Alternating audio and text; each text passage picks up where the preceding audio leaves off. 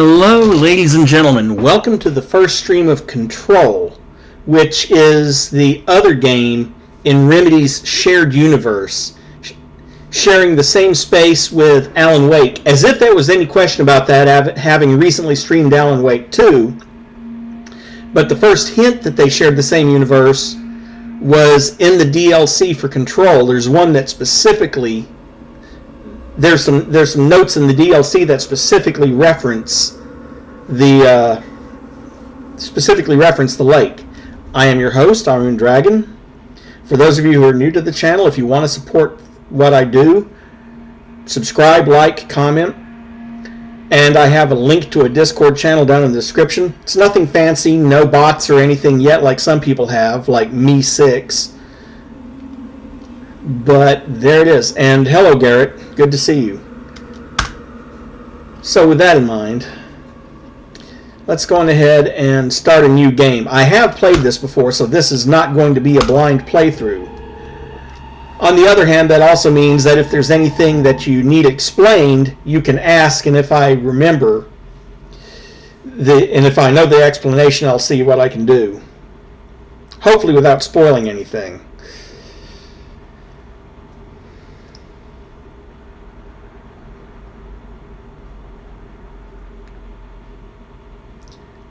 Standing still is not advisable, it says. Yeah, unless you're trying to draw a bead on someone's head. Because headshot damage, at least against the human enemy, at least against the possessed humans, still does extra damage. This is going to be weirder than usual. Can't be helped. You called me. So here I am.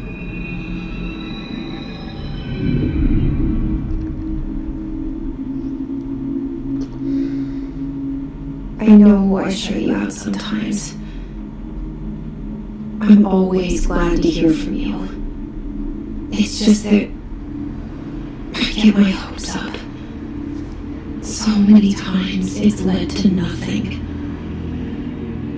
I found nothing.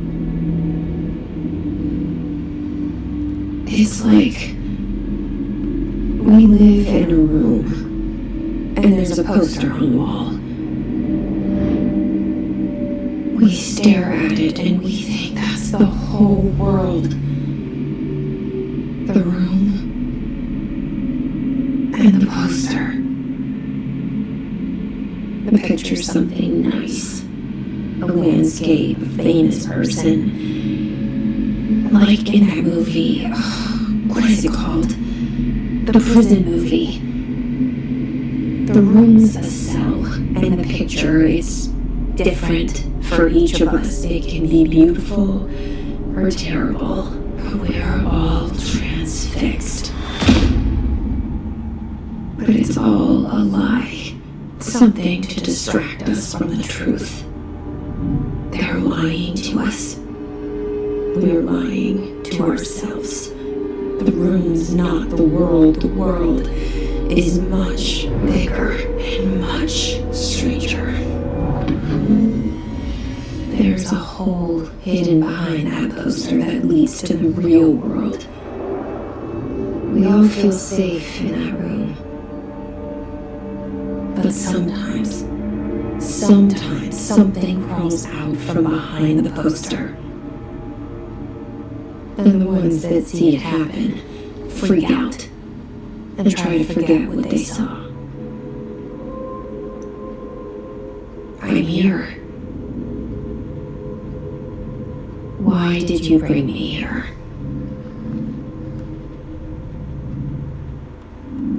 Hello? Anyone here?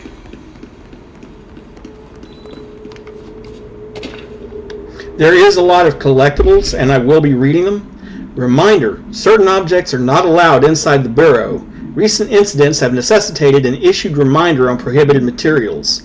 Unauthorized weapons, pagers, laptops, smartwatches, smartphones, smart gaming devices, anything smart, number 2 pencils, any objects considered iconic representations of an archetypal concept, e.g. rubber ducks or ketchup bottles, All material under Bureau investigation is to be brought in through the private entrances. If you see any lobby personnel in breach of these policies, please notify your supervisor immediately.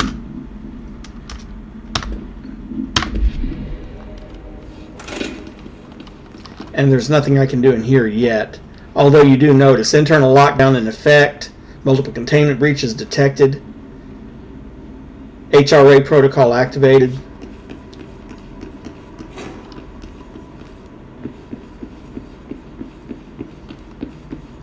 Hello, Dr. Darling.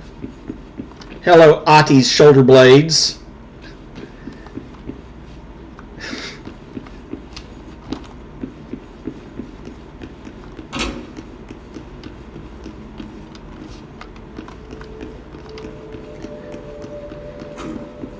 Of course, there's nothing in the bathroom yet, but there's about to be an elevator here where there wasn't one before. The building is weird that way. All these years I've been looking for them, and they were hiding in plain sight. See, that's how they have to get their snacks. You know, just generic white packaging, trail mix, potato chips, pistachios, pretzels, protein, fiber. They have to do that to avoid accidentally creating some sort of OOP out of it. Attention, Federal Bureau of Control. Attention all. A shark and his, although secure, permission to, following basic protocol, shoot to kill. Good luck. Thanks for redacting 75% of that.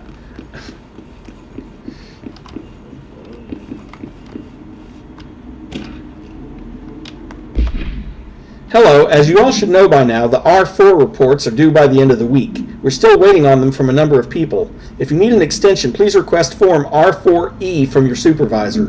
If you think you're exempt from filing an R4, you'll need to get written permission from your department chief saying so.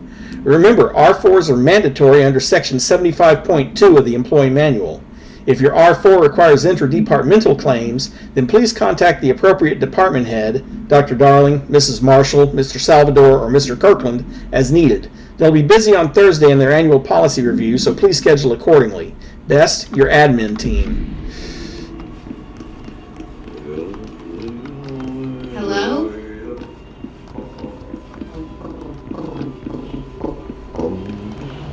Hey, excuse me.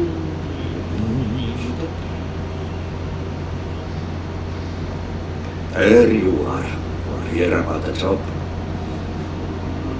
Janitor's assistant. You need to go to the interview. Go that way to the elevator. Thanks. Elevator that way. Got it. Very good. I'm Ahti, the janitor, by the way. You work for me. You can say I sent you. If they don't hire you, then you are helmet. There'll be work for the axe. Take them behind the sauna. I've done enough night shift loner jobs to know it makes us come off weird. Ahti the janitor is a friendly face in my book. Better than somebody with no face at all. Think about it. No face. But that said, I know what you're thinking. If there's an axe murderer around, that's him. And see, here's the elevator where there wasn't one. The cell and the poster. I was 11 years old the first time I saw behind the poster. They told me I imagined it. I've been trying to pull it down ever since. Will you help?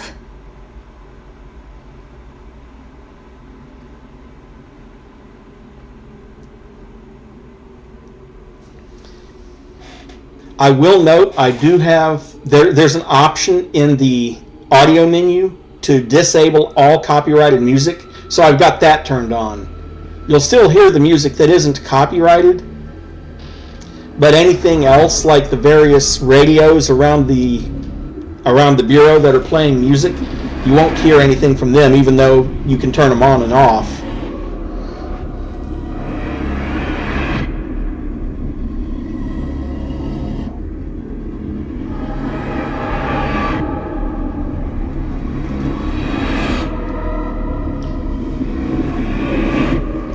Remedy's got another game that I might play in the future. It's called Quantum Break. It was originally intended to be the basis for Alan Wake 2, but over time ended up being something else entirely. And it's not part of the shared universe, but it's still a good game. Did I lose you there for a moment? You know what's on my mind. My baby brother, Dylan. 17 years since the men of this bureau took him.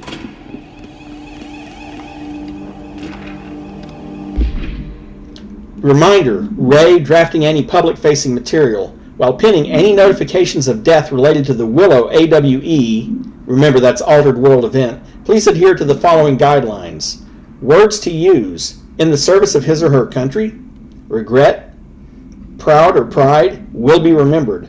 Words to avoid: Alaska, scissors, blood, loss, and apologies/sorry.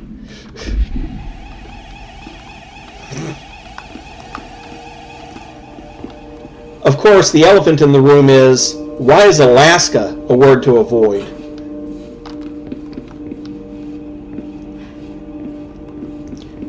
Oh, hello, Di. I had a little bit of trouble with the chat popping up.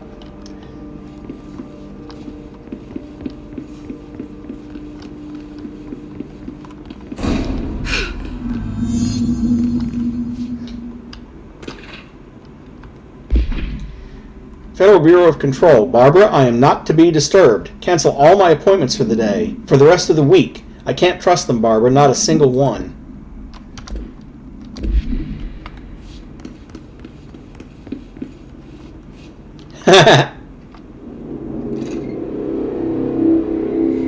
Shit. Shit. You want me to pick it up? The murder weapon? Really?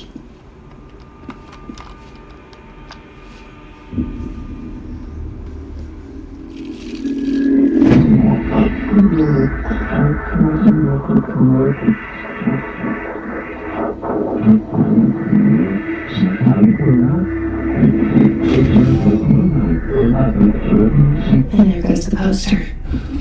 Objects of power can cause or be results of AWE's altered world events, intrusions upon the perceived reality.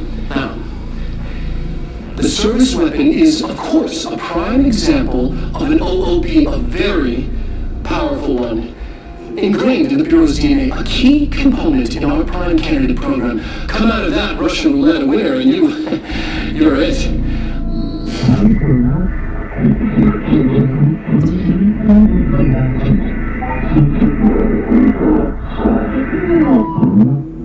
Look at this place.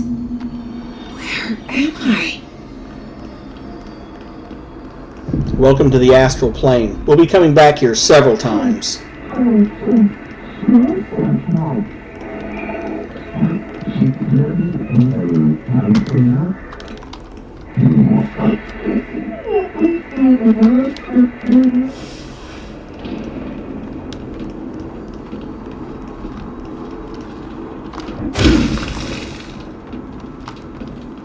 Thankfully, anytime we get a new power, The same gun.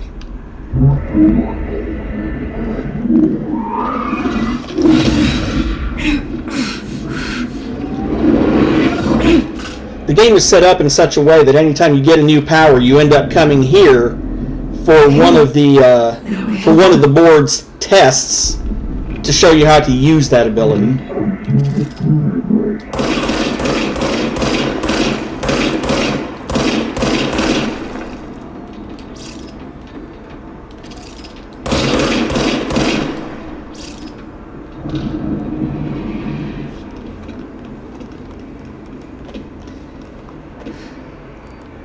Thankfully, it regenerates ammunition, and also, one thing to remember about the service weapon,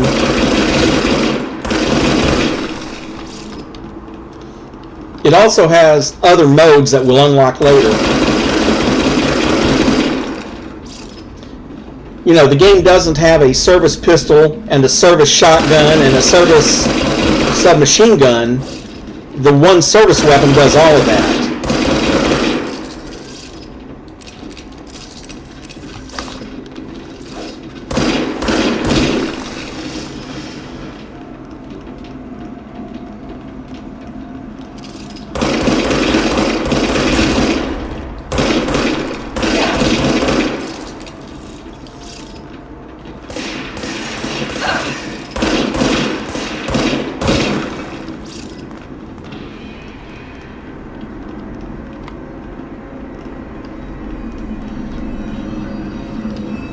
Something's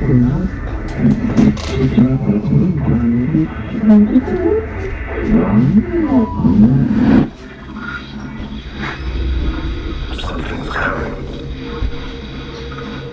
This threat. An attack. Duty as director. Keep the Bureau safe. Did you hear that? It's the dead man. Right after the pyramid spoke to me, and it was just noise, and I understood every word. And this gun's alive. You know what? I'm happy. Happy to be here. Give me a second. I need to rearrange some things so that Nix doesn't knock them off the table. Be right back.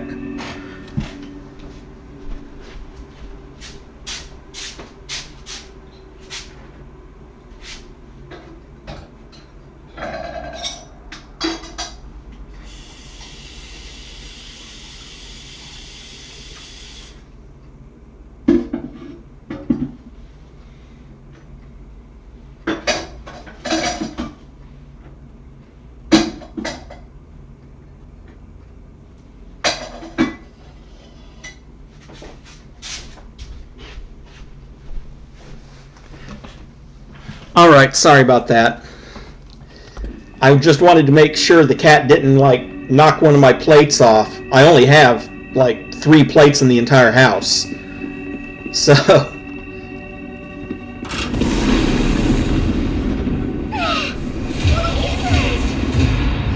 What is happening? Okay, what is happening? Okay, what is happening? Okay, what is happening? Okay, what is happening? Okay, what is happening?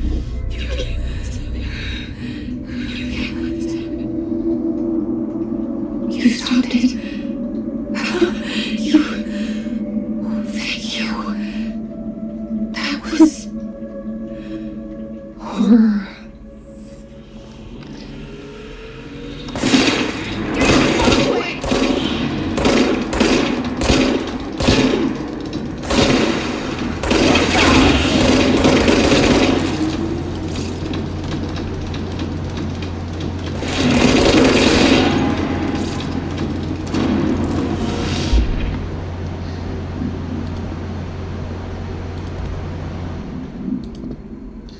Okay, Object of Power, the service weapon, OOP-1-KE.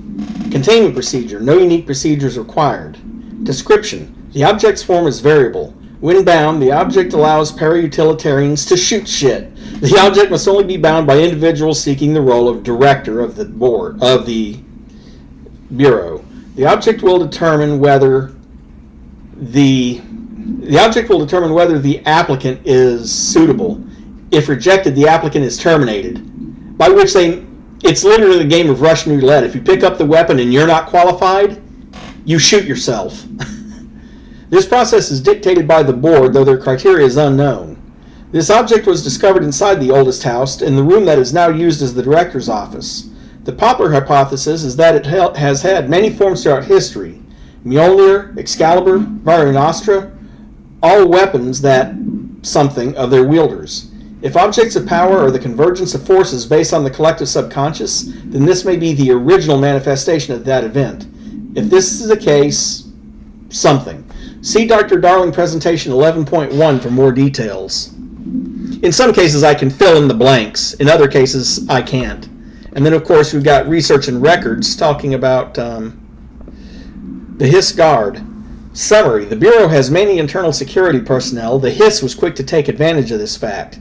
Hiss guards use the standard-issue bullpup rifles they carried prior to corruption, while the armored guards carry pump-action shotguns. They have no observed paranatural abilities, with the exception that certain guards are protected by a shielding of dense Hiss resonance capable of stopping bullets. Is this shielding a result of prolonged Hiss corruption? Does the Hiss mature in organic hosts over time? More data is needed. Did the Hiss target individuals with combat training? Does the Hiss have that level of cognizance?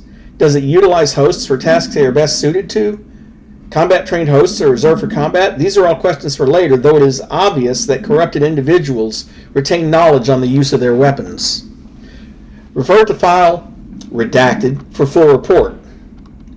Oh, and you notice who wrote that, by the way. Hold on a second.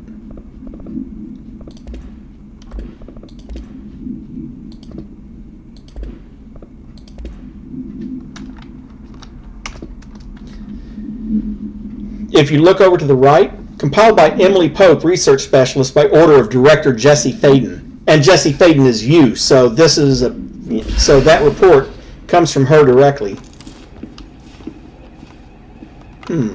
A health boost mod. Notice that you can have up to 3 personal mods. 24 in your inventory, but only 3 active. Only three slots. And the same goes. The service weapon has 4 different forms, and right now we only have the one called the grip, and it can carry a weapon mod too. Eventually up to 3 weapon mods per mode. For now I'm going to put that health boost in. Plus 16% health, yes, definitely.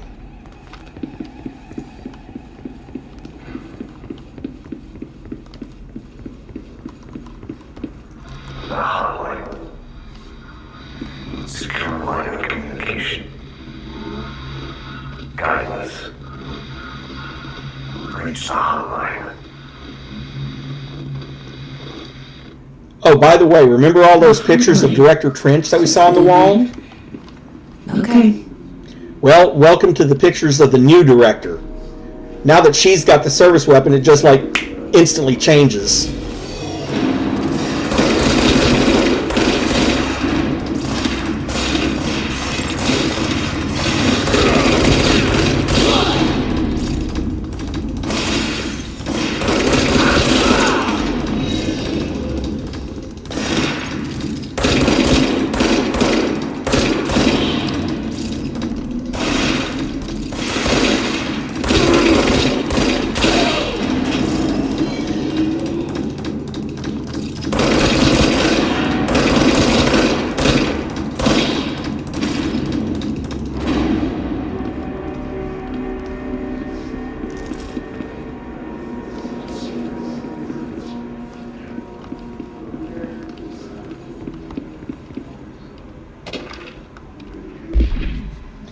Executive meeting minutes. Agenda items for next meeting. Rising costs of AWE response. Update on mold eradication efforts. Upcoming annual salary review. New supplier of coffee filters to be found and vetted. Please come prepared. Thank you for your time.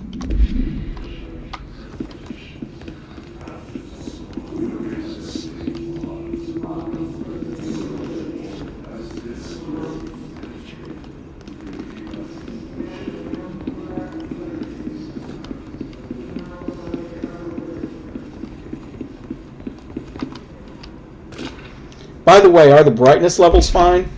This game tends to be a little dark, and I know the effect that YouTube has on video. Dinner reservations. 7 p.m. Chez Ambre. Wife will meet you there. Don't be late. Flowers are ready for you at lobby reception. Remember, she is turning 46. Well, I'm glad your secretary reminds you.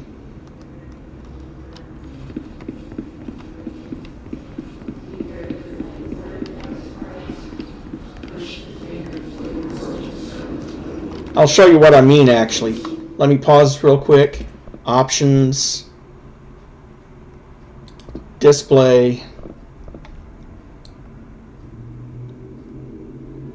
Right about there is where it wants the brightness to be. And even for me, that's too dark. At least in the dark areas, it's too dark. So, that's the reason why I keep it turned up for YouTube.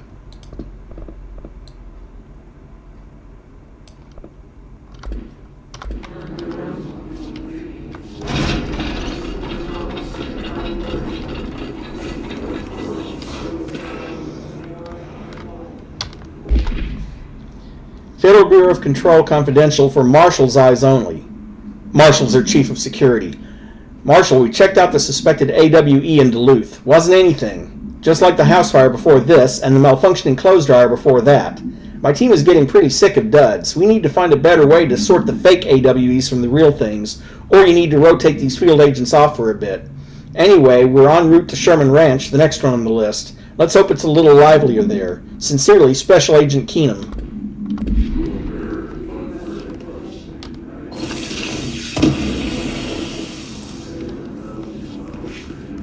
Anytime you see or collect material like house memories or things like that, that is this game's equivalent of that's this game's equivalent of crafting items. You need a certain number of those for certain upgrades, and some types are more rare than others. The hissing sound that tried to evade me earlier. The hiss burrowing into everything. Examination of paranatural topics. Urban legends. Urban legends are believed to affect the creation of altered materials, but can also dictate the characteristics of an altered world event. Urban legends are understood as the modern evolution of Jung's archetypes. We recognize certain blank informed by our own blank and popularized by our media. We have additionally proven that urban legends can even be artificially created in popular culture using our Bureau-made anthology television program. Once the seeds are sown, human imagination exacerbates the details. Certain paranatural phenomena contain clear elements of popularized folklore. AWEs that only occur on such and such. A pair of scissors that can consume human blood through 2 punctures on the neck. These details, living in the minds of so many, have been given strength through belief. Urban legends are not just stories for children, they are paranatural realities waiting to happen. Refer to file 4-93-6942 for the full report. And we saw some of that in Alan Wake 2, the dolls that were scattered around. That was done by the FBC, trying to see if they could create new urban legends that way. It's our enemy. That babble's contagious. It burrows in like an infuriating melody that makes you hum it over and over. This is what I was talking about, the copyrighted music. Radio's on, no sound. Which is a good thing, because I really don't need a copyright claim.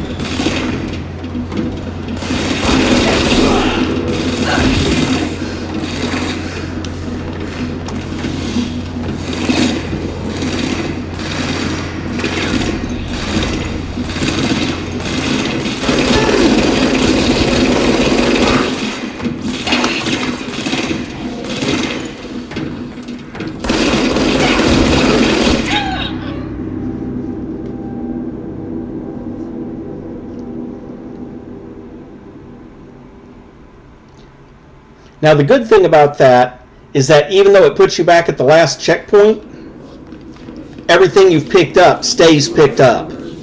Like, for instance, if we go in here into this shelter, you notice that report that was on the sink is gone, and this box is still open. So all of that is maintained, even if it does set you back a little bit. The hissing sound that tried to evade me earlier. The hiss burrowing into everything in this place. Is the hiss your enemy? Or is it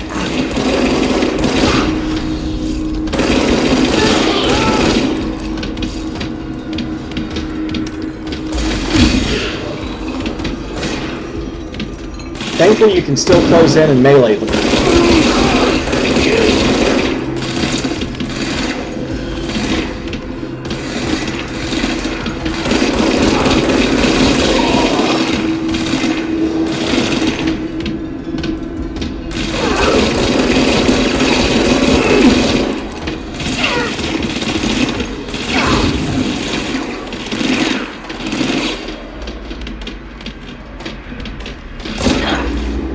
knew that was about to happen.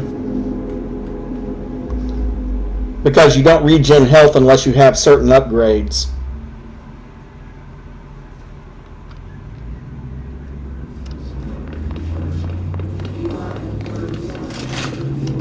The hissing sound that tried to invade me earlier. The hiss burrowing into everything in this place. Is the hiss your enemy? Alright, it's out.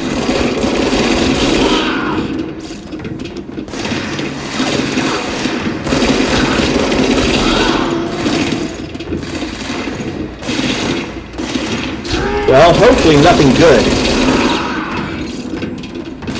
Well, let me rephrase that. Hopefully nothing good for the Dark Presence, but good for us.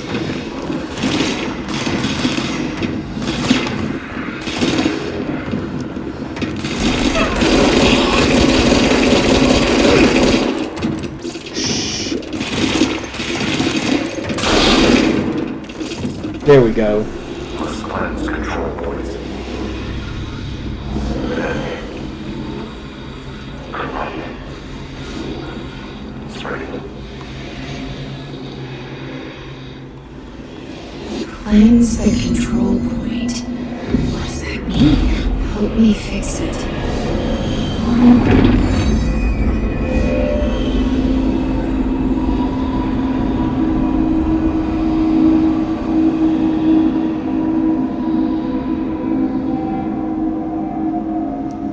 Holy shit! You did it! We did it! You can also use the... Anytime you interact with a control point that you've cleared, it restores health. And from this point on, if you fall, it'll restore you at the last point you accessed. You can also use it to switch outfits, although at this point in the game, the only one I have is the civilian outfit. You can also fast travel from one point to the other, too. Compromised agents.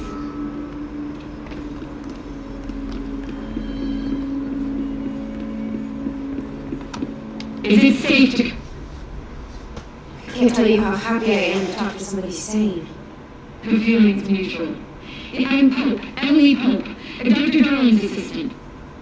My turn. Should I lie? Jesse Faden. I'm just visiting. I should have lied. Oh, shit. You're the new director. Hold on. We're coming out.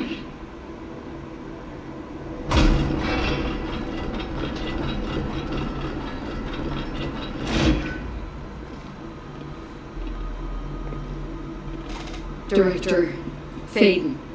Call me Jesse. Okay, Jesse. I'm Emily. Look, somehow this hostile force, this hiss, that works. Somehow the hiss managed to infiltrate the building without any warning. And just like that, my name for it is official. The hiss. Like the sound of poison gas leaking in. We're in full lockdown. It seems to have spread everywhere and to everyone not protected by an HRA. And, extraordinarily, you. You are the director, and that makes you special by definition. Trench is no longer the director, obviously. I'm sorry, I'm talking too much. This whole situation is just a lot. Trench is dead. Shot. Ah. I found his body. And the gun. Did we tell her it looked like suicide? The service weapon. Also, and this can sound crazy, but he keeps appearing to me, saying things. It's hard to make out, but he told me to cleanse the control point, push the hiss out. The whole room shifted around. You did that? And you entered the building when it was already in the lockdown before you became the new director? How?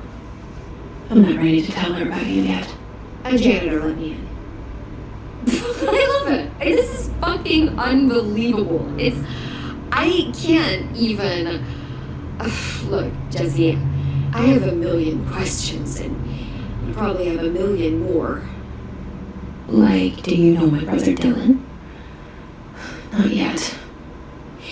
But there's something I need to ask you to do first. If you can cleanse a control point, then you can maybe cure those infected or possessed by the hiss. Because if that's possible, our options are very different. Emily Pope. I don't know her, but I like her already.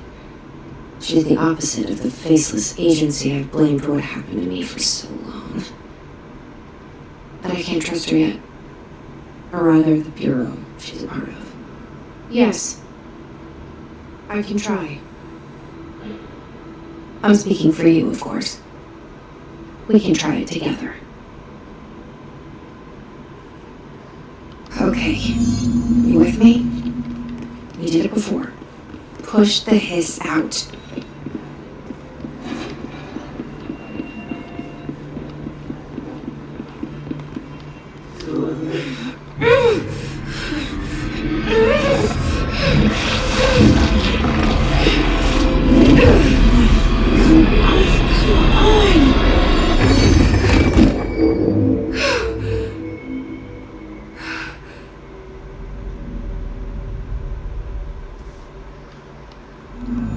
It didn't work. The hiss has burrowed. Field research on Hiss entity, Hiss corrupted agent. The Hiss manifests in human hosts in numerous ways. The most common and least intense form is seen in the many corrupted agents floating throughout the Bureau. The Hiss agents have maintained their human appearance, undergoing no obvious physical transformation. The most notable distinction from an unaffected human is the fact that they levitate. These Hiss have displayed no aggressive behavior. They only seem interested in vocalizing the strange incantation ad infinitum. Perhaps these vessels are only meant to propagate the Hiss corruption, like spores or Wi-Fi boosters. Or are they cocoons preparing to enter the next stage of evolution? When attacked, Hiss agents disappear, perhaps entering a state of invisibility or undergoing a transformation into a purely resonant form. Research is ongoing. Refer to file redacted for the full report. Deep. Ripping it out rips them apart.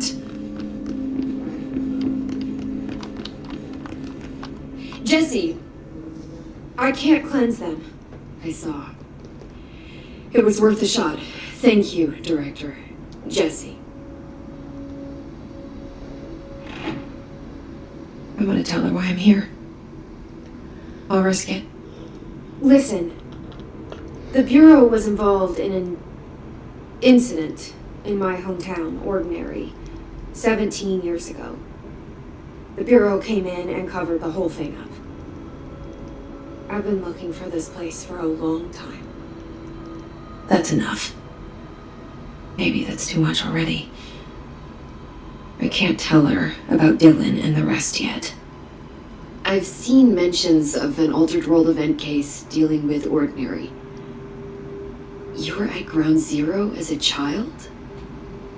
It was one of the big ones, and before my time. And very classified. I can try to dig out some old files for you. My boss, Casper Darling, would know, but he's missing. I think he knew this was coming, or suspected. He came up with the HRAs, the Hadron Resonance Amplifiers. I think they're what saved us. Or a few of us. And Director Trench would know. Trench, the ghost, or whatever he is, he mentioned something called the Hotline. Said I should find it. It's another object of power, like the gun, an old Bakelite telephone, a direct line of communication between the director and the board. Maybe he can talk to you more clearly through that. Trench has years and years of experience. He might know how to destroy the Hiss. Where is the Hotline? It's kept in the communications department through the mailroom. It's part of the sector, so we can access it even with the lockdown in place. We'll get the door open for you. Okay, that's my next stop. That's Tomasi's department. He's the head of communications. I don't think he had an HRA. He kind of made a point about not wearing one earlier. Keep an eye out. They call me the director. But that's not me. I'm not a director type. I'm not a leader. Why am I here? I think you already know. Yes, I came for my brother, but there are other reasons too. I said I was looking for answers, but I might never understand them. I'm not looking for proof. This is already it. More than enough. No matter what they told me all those years, I know it's real now. I didn't imagine this. I want to be a part of this world. What scares me shitless is that I finally found it. Only to see the hiss destroy it all.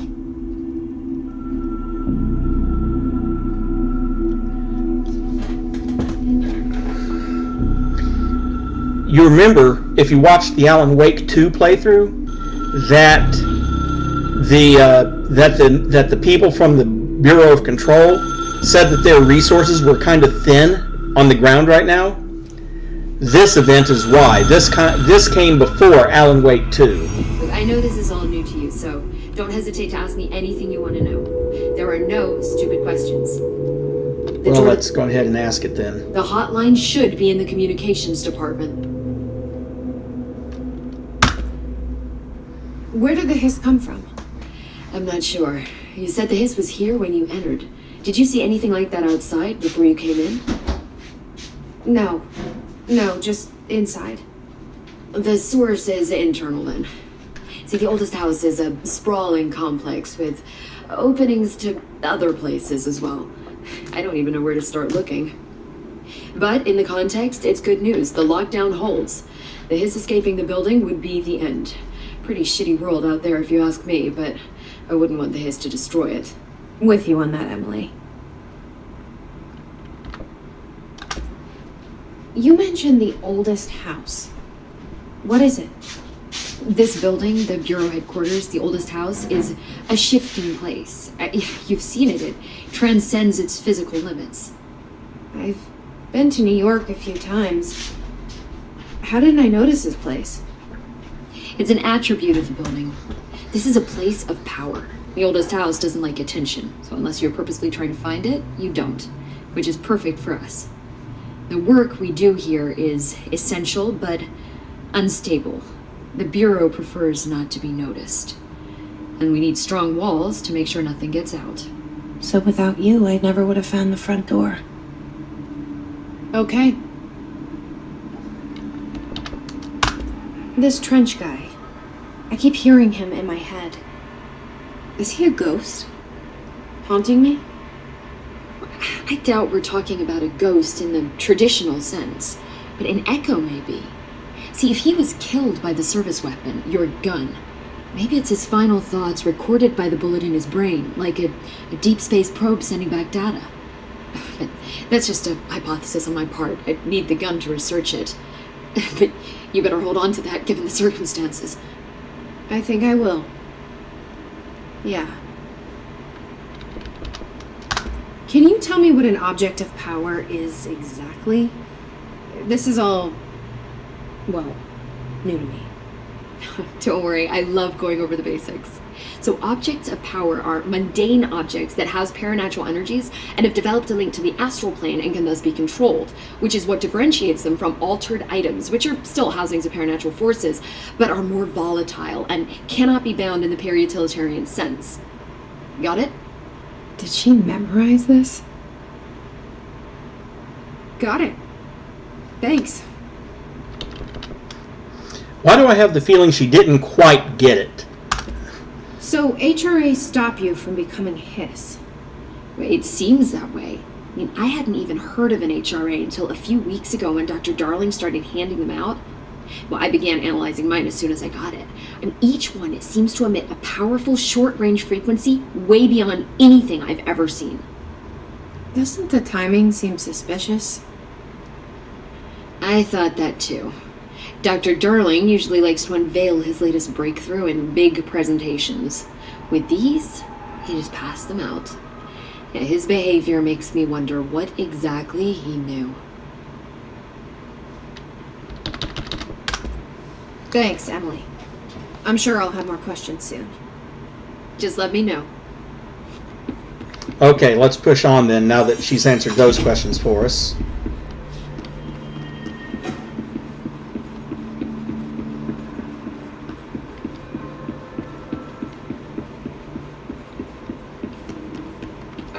Can't get in there without a clearance level 3 card, which we don't have.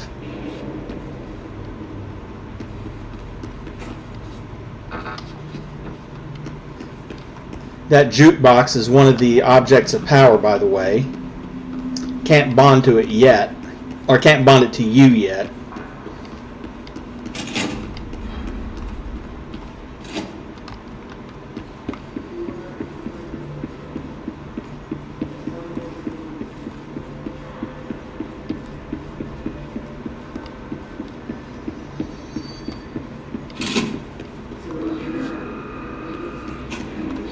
There it is again. A welcome message. An accuracy boost. Actually, I think I have 2 different collectibles for this now. Oh, the shatter projectile is exclusive to the shatter mode, which is the shotgun. Accuracy boost, it's the only one. It's the only mod I have right now for the pistol, so I guess it'll have to do.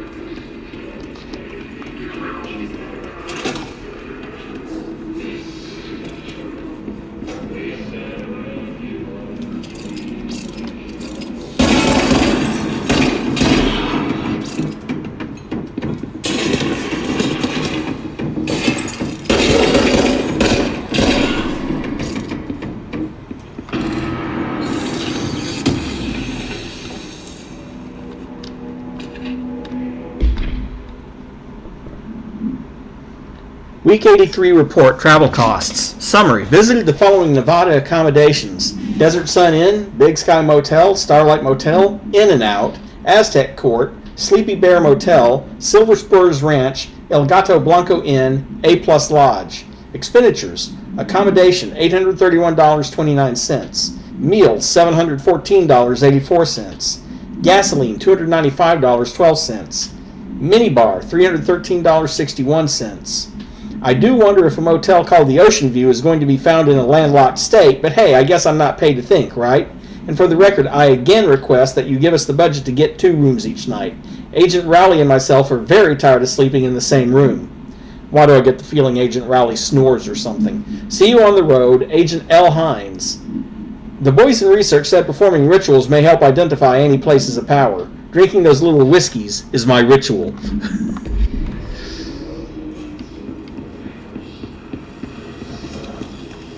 Well, considering the crap he has to deal with, I'd say that's an acceptable ritual. Can't go into that zone yet. It actually starts to do damage to you if you try to go in there. Oh, hello.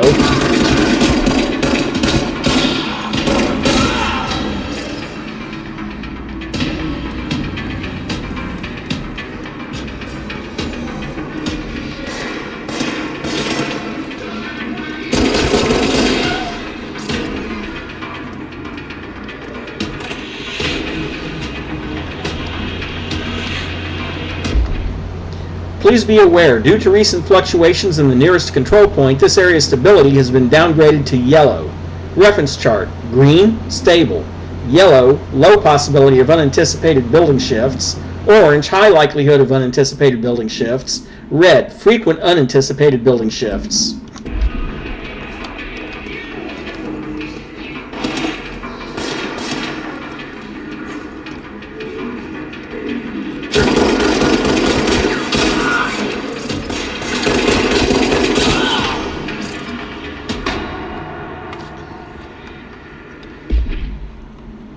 New report on the Hiss barrier. The Hiss resonance field is a physical impediment that is difficult to define. Hiss barriers appear as ways to impede escape or access by Bureau personnel. 2 methods have been discovered for lowering them: destroy the multiple concentrated resonance sources in the vicinity, or destroy the Hiss entities in the area. The resonance fields seem to require support for their size and density from other non-connected sources of Hiss resonance. Without the ability to draw from these sources, the barrier will fall. Does an inactive structure made of Hiss resonance qualify as a conscious being? Does the distinction make any difference when considering the Hiss? What does the very act of building walls to prevent our movement tell us about the Hiss? To what degree is it watching and planning? Refer to yet another redacted file number for full report.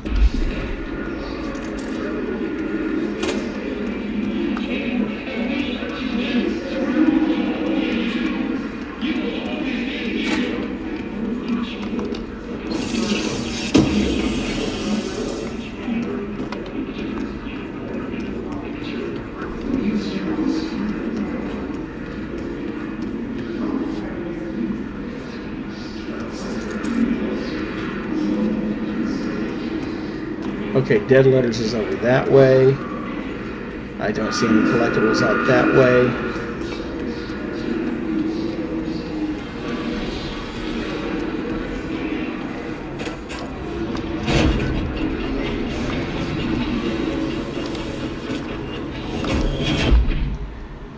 Havana summary, AWE 48. An auditory event occurred at the United States Embassy in Havana, injuring the majority of diplomatic staff stationed there.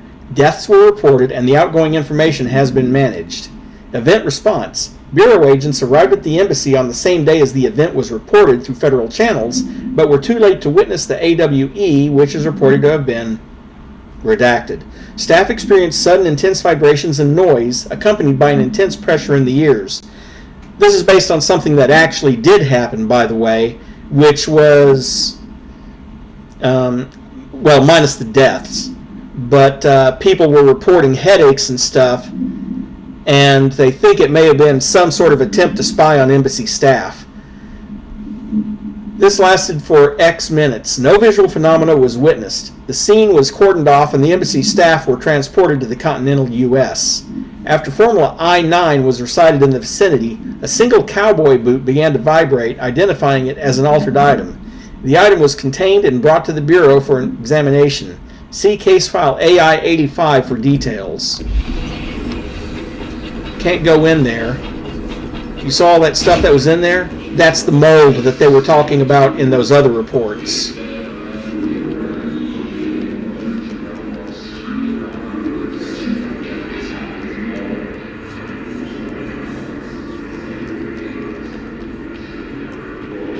And communications department isn't open yet, so the only way you can go is through dead letters.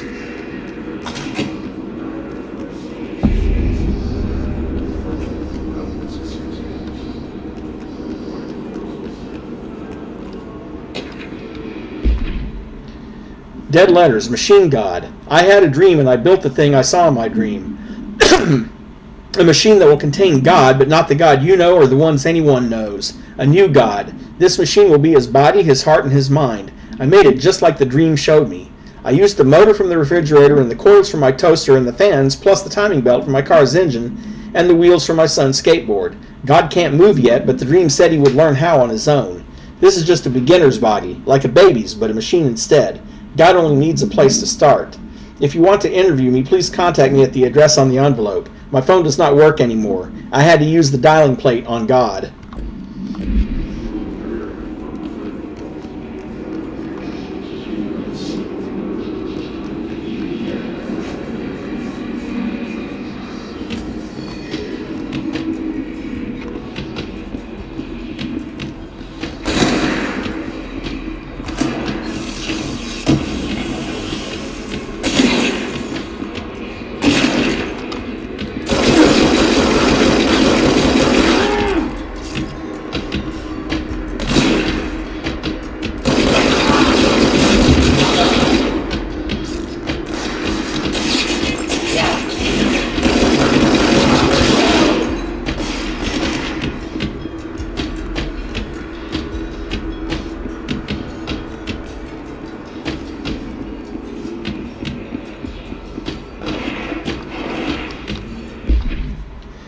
Greetings, Director Trench. I'd like to thank you for approving my request for the Dead Letters Archive. Cataloging the Bureau's collection of delinquent mail will provide an extremely handy database that research teams can use to search for any connections or related topics found among the letters. Aside from the more functional purposes, the archive will allow us to preserve these windows into authentic human encounters with the paranatural world. The letters came to us from various places and times, gathered by the Postal Service as undeliverable. I bet there's a lot of Santa letters in there, too.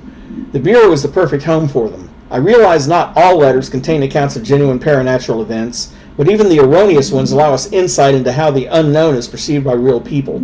Of course, I will first compile a system to allow us to analyze the letters for any information or suspected connections to AWEs and other altered materials. So thank you again. Can't wait to delve into my dead letters. P. Bartwell.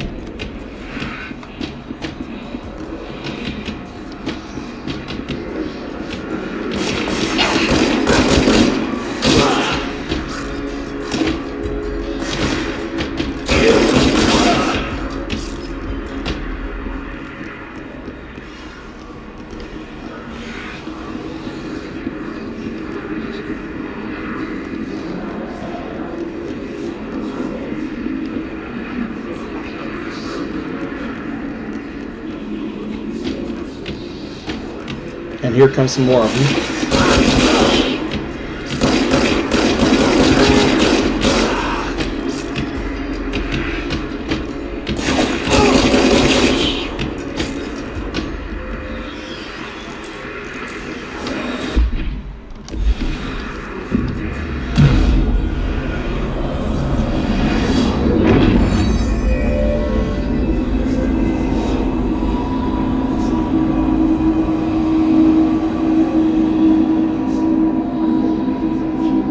We'll be doing a lot more exploration of this room later when we have some more powers.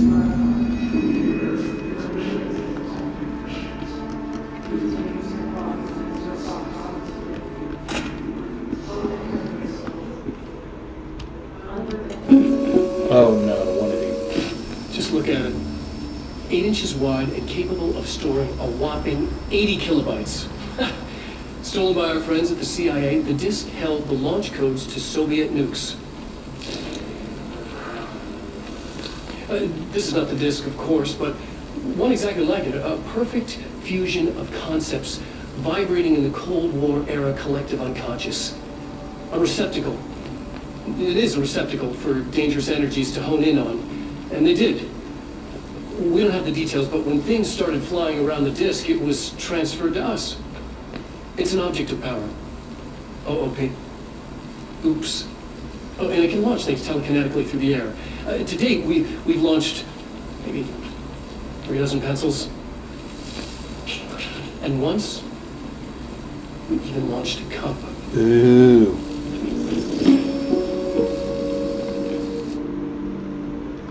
And you will be binding that power to yourself soon enough.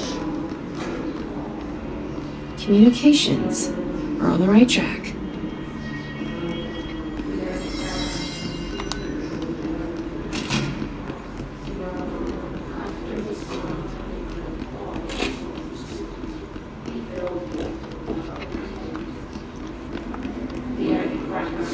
That's one of the things about this game. Always search the bathrooms.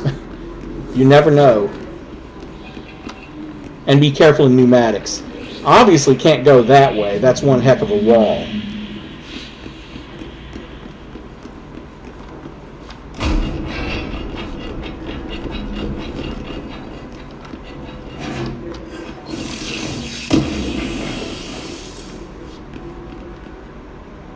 An energy recovery mod. Book Club, Samson. Book Club notes for Penny.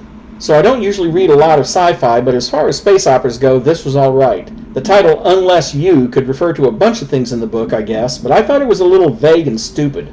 The way the characters kept throwing it around like a catchphrase got real annoying real fast. The best part of the story was the space battles. I sided with the Fixers, obviously, because they had the coolest tech and their motives made the most sense to me. Honestly, if I had to choose between some hoity-toity flowers and guns space hippies or a badass bunch of warriors who go around devouring planets like cheap sushi on a Sunday, I know who I'm picking. That scene where they invade the city planet and convert the entire population using those brain worms, and that space dog fight between those two ace pilots, sign me up. What kind of ruined the whole thing for me was when my favorite character got killed not even halfway through the story by getting a battery cylinder launched into his face by a gravitational anomaly. His death didn't feel necessary at all. Speaking of getting things launched into your face...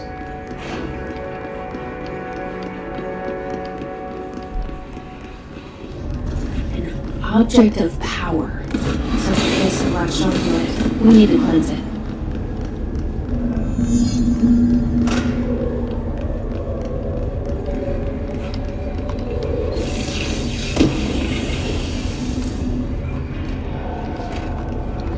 I knew there was a crouch key in this game, but I couldn't remember what it was. Well, that'll come in useful. Of course, the alternative is just keep moving.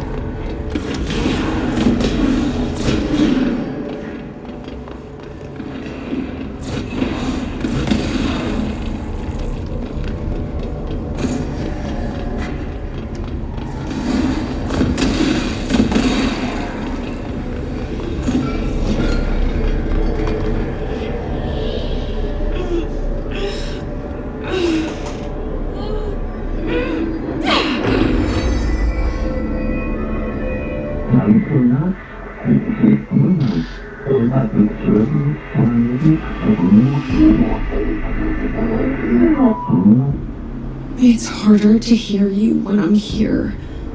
It's like the channel's been changed. The board's in charge here. Their pyramids in Bureau seal. Are they really the ones pulling the strings? I'm not their director. I'm no one's director.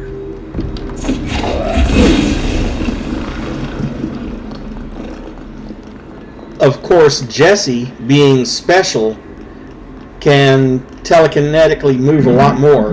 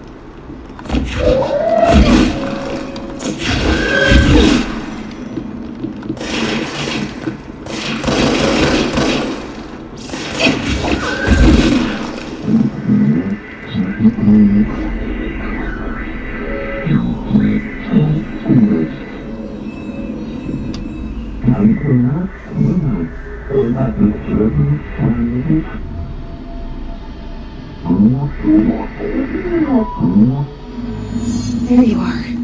You were gone. Cut off. I got it. Just like you wanted, right? This will help me fight the hiss.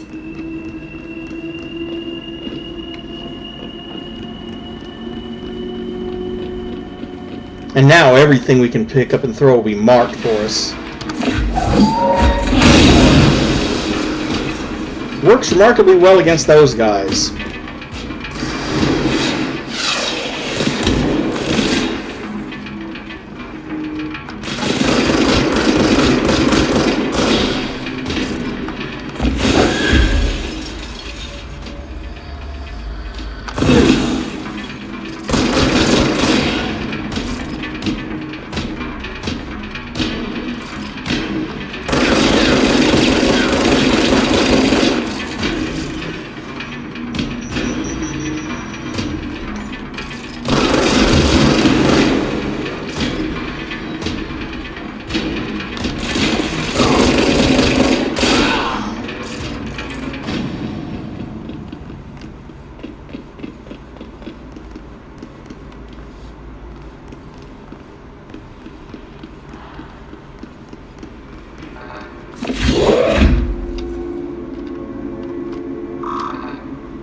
Still don't have a security card.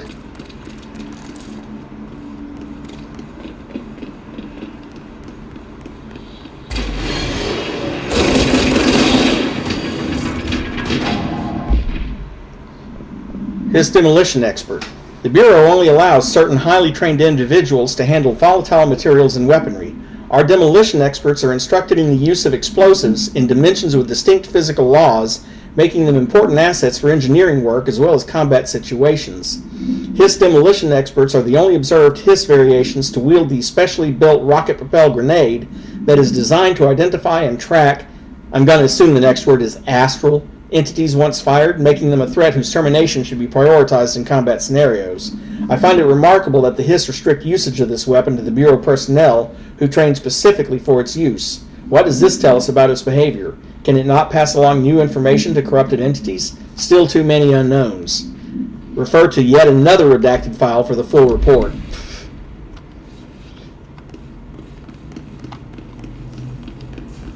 Emily said that the hotline can be reached through the mailroom.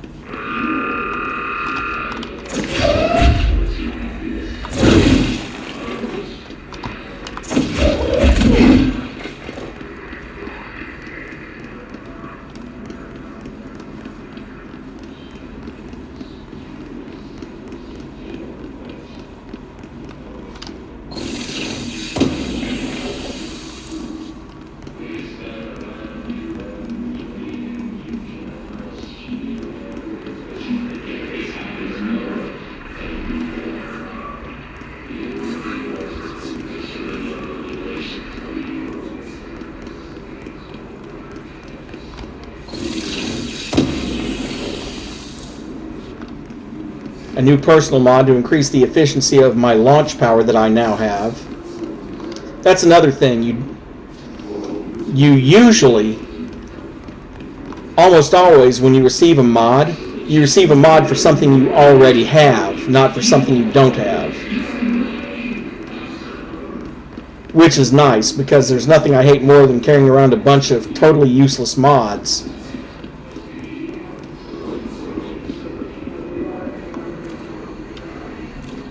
And there's my clearance level 1.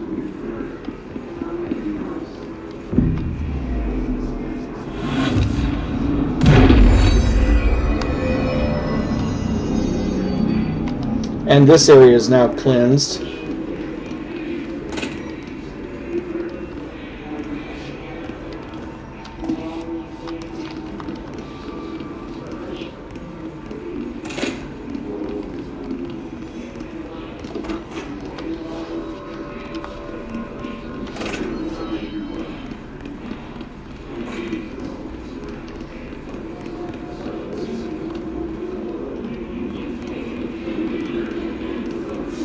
Okay, I'm going to real quickly head back to pneumatics for that door I spotted earlier.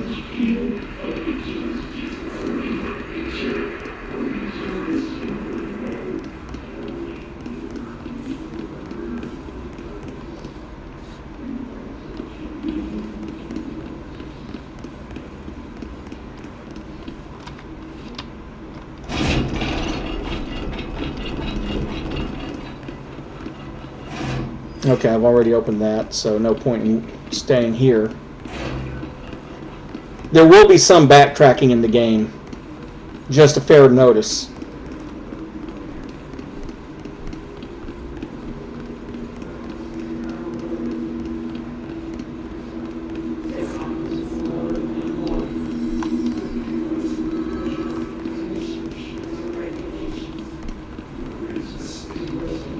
Okay, can't go anywhere up here because that's all closed off.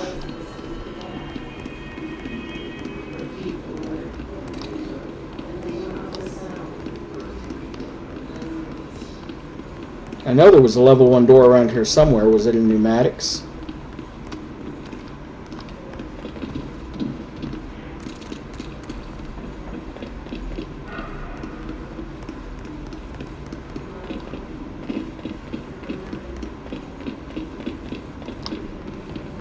No, I don't think so.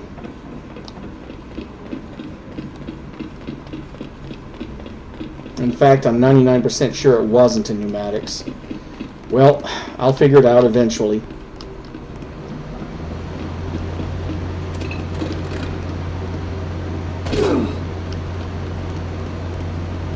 That's about the maximum height you can drop without taking damage, by the way, is that right there.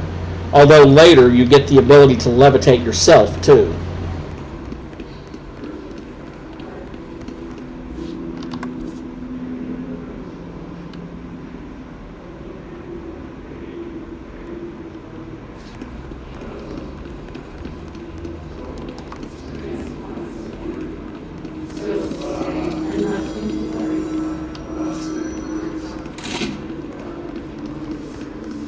Okay, that's a level 2 security door, so I can't get through that one.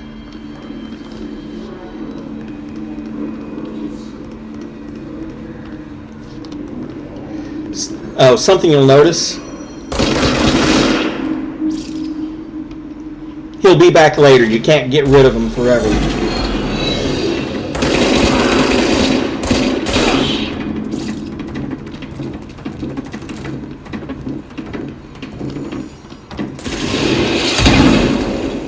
That's what they were talking about with those rocket-propelled grenades.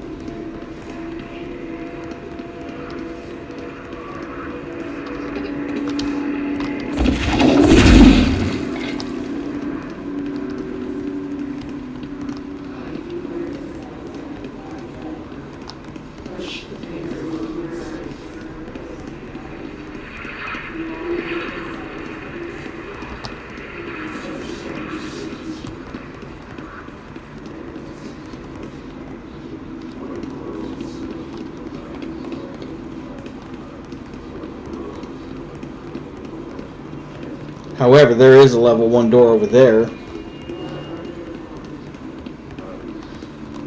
What I want to know is why the bathrooms down here are so dark. Maybe I ought to do a parody of Dancing in the Dark called Pooping in the Dark.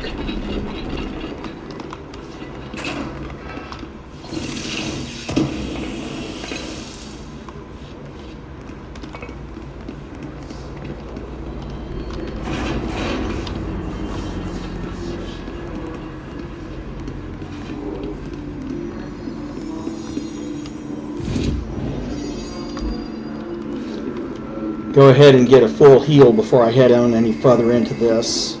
And then come over here.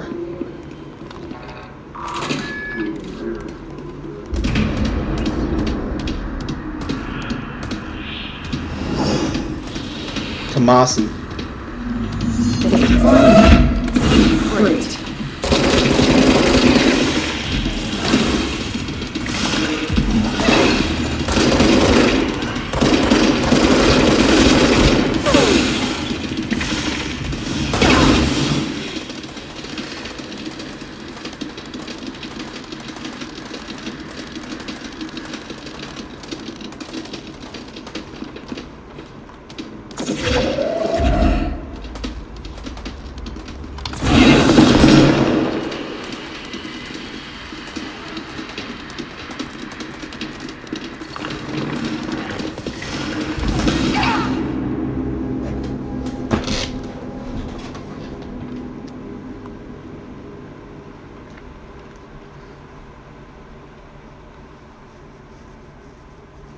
Ah, Tomasi, what a pain in the butt.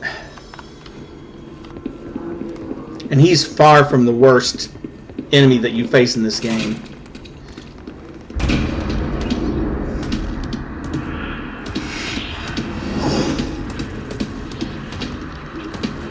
They can fly now. Great.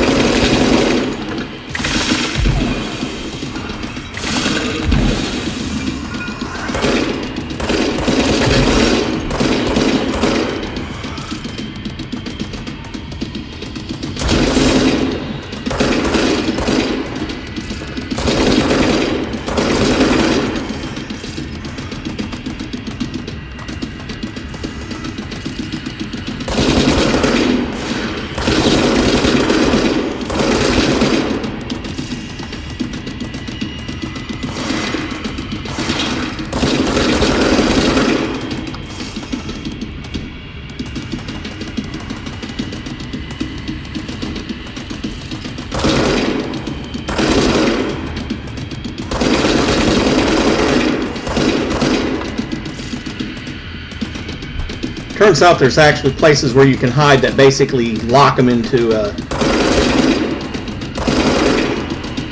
pattern.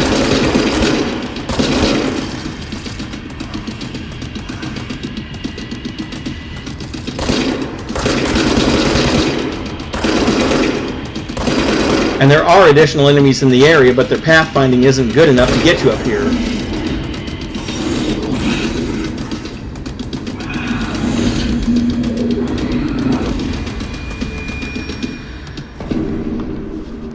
I have a feeling he'll be back.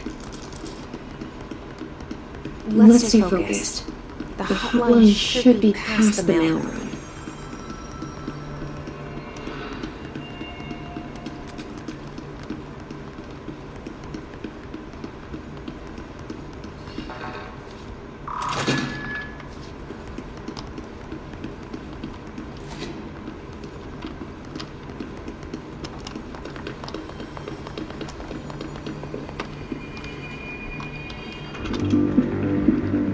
You're listening to America Overnight, mystifying aliens for more than 29 years.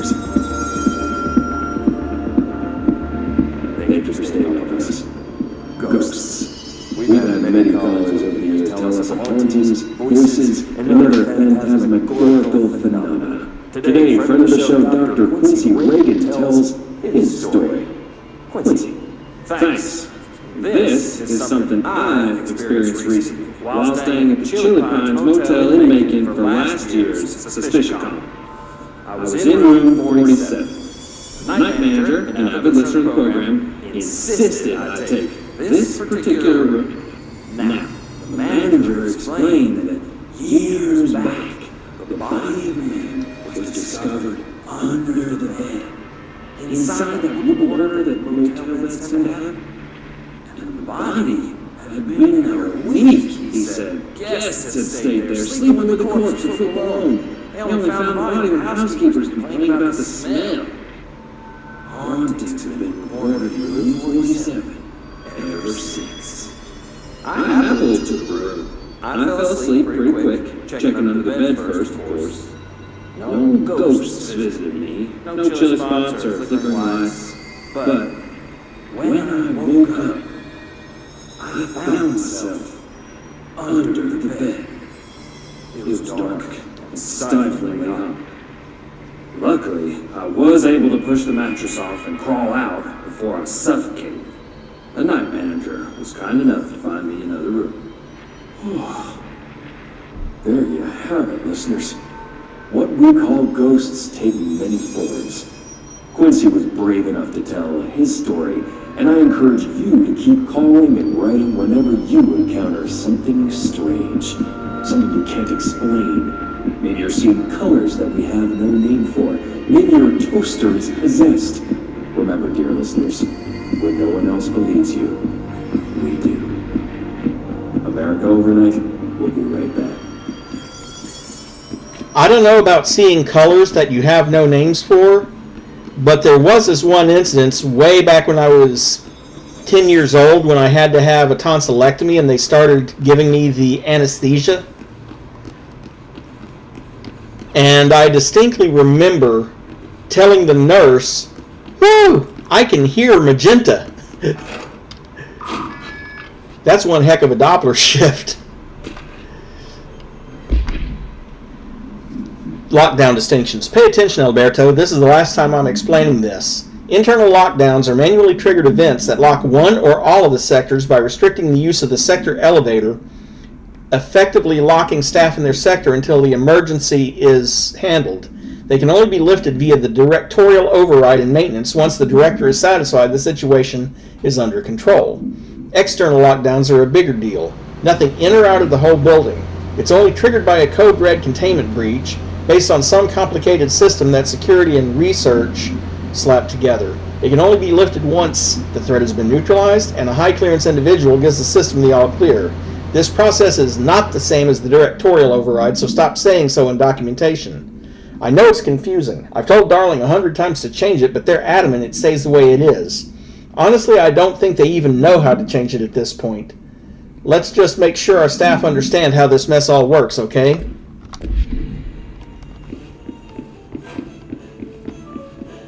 And once again, there's the mold. Can't go in there without taking damage, so we're turning around. Too bad. I'd like to pick up that note, but we can't do it yet.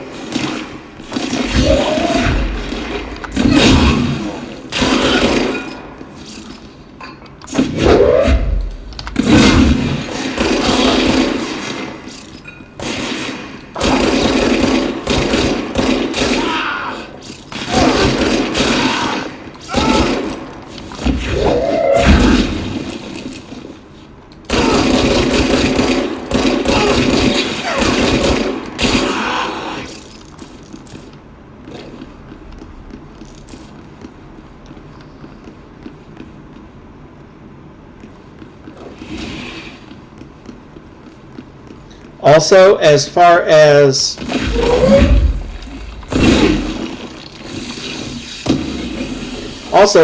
your theory of her being possessed by Polaris and her brother being possessed by the Hiss, you're not entirely wrong.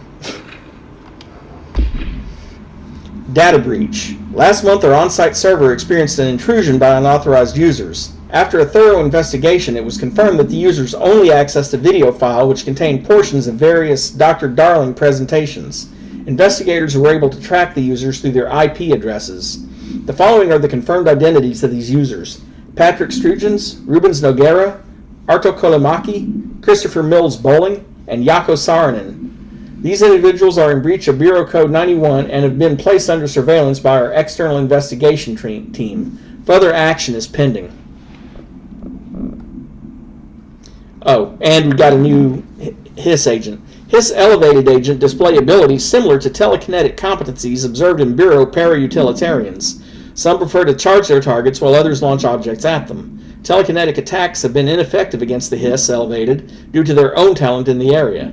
They do not use any weaponry except their own paranatural capabilities. Some Hiss elevated have been seen levitating while strapped into chairs.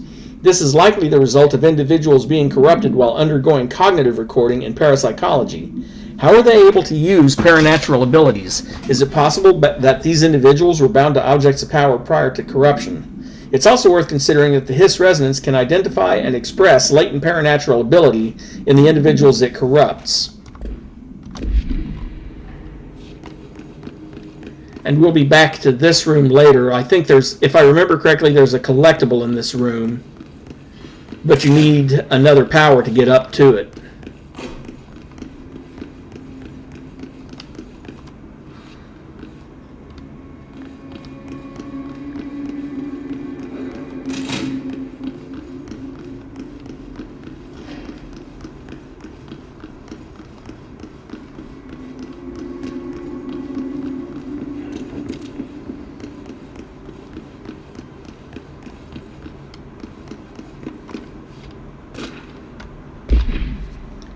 Tea time. Hey Malcolm, yes, tea time is at 7. I'll see you at the course on Sunday morning. By the way, have you heard about this Tennyson report? Apparently there's a bunch of copies drifting around the office.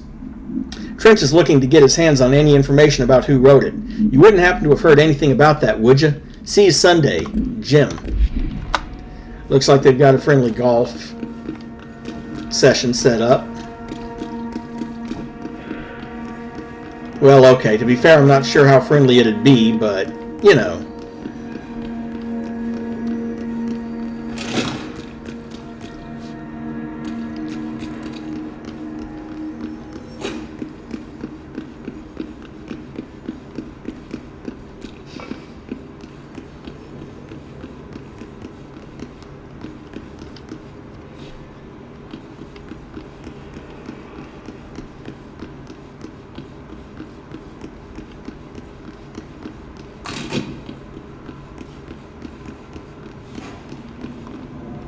Alright, take this down.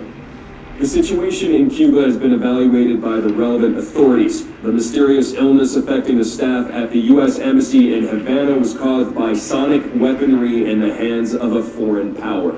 Numerous personnel have damage to the inner ear, but most are expected to make a full recovery. Of course, the event also damaged their cellular walls, but we can't blame that on some stupid noise gun. Thank God no local doctors examined them first.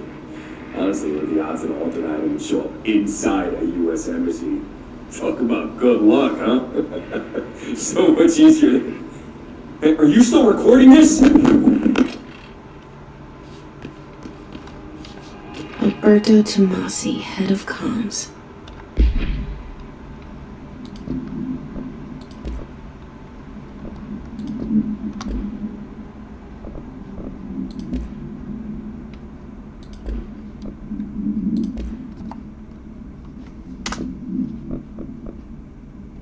Oh, there we go. Floppy disk OOP5-KE. Containment procedure. Must be contained in a cell with no other loose material. Description. The object is an 8-inch diskette containing Soviet-era nuclear launch codes. When bound, the object allows para-utilitarians to telekinetically lift material and throw it a short distance. See Dr. Darling presentation 11.15 for more information. The object is currently bound to probably former Director Trench for research purposes. Stolen from a Soviet military base located in blank by agents blank and blank with the CIA. The diskette contained launch codes to nuclear missiles believed to be reserved for use against America.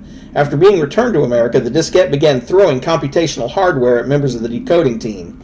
An informant in the CIA tipped the Bureau off, and it was requisitioned by agents the next day. Alberto Tomasi's ID. Well done, everyone. It was a strong campaign and perfectly executed. Well, one of his jobs... This has got him. One of his jobs is controlling that kind of stuff. The Butte summary. A spate of disappearances was traced to a home in the city of Butte where Bureau agents discovered a translocated light switch cord. Bureau agents arrived at the home of a local celebrity located at blank, which had been connected to a total of blank disappearances in the area.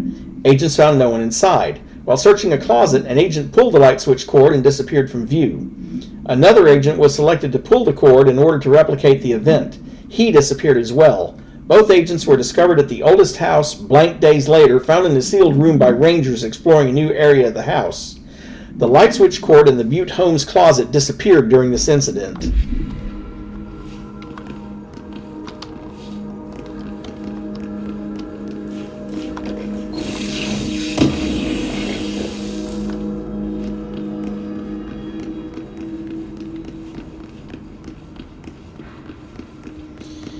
Okay, hotline chamber over this way. The hotline can't be far now.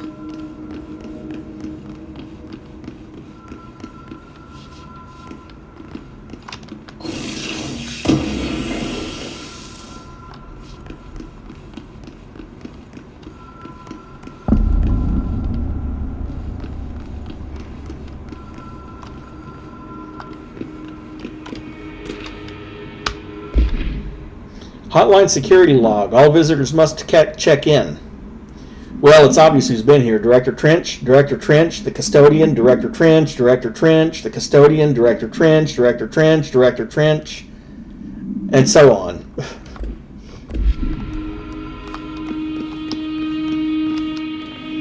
Although I do notice a change in custodians.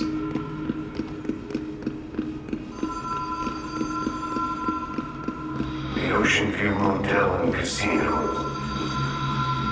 Dream Logic. The light switch cord. Door marked with the Black Pyramid.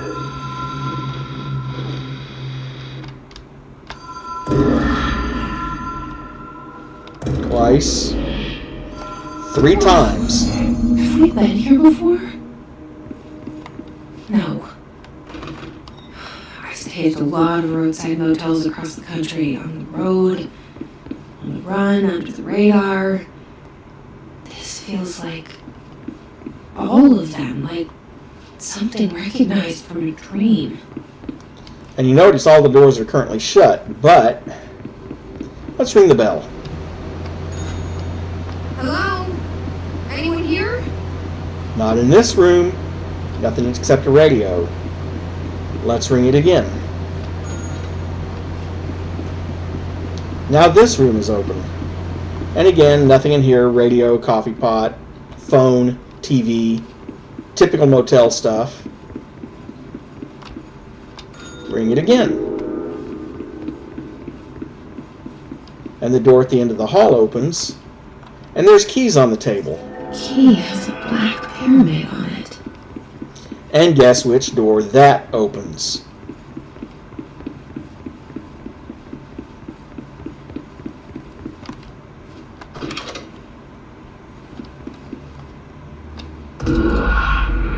One pull, two pulls, three pulls.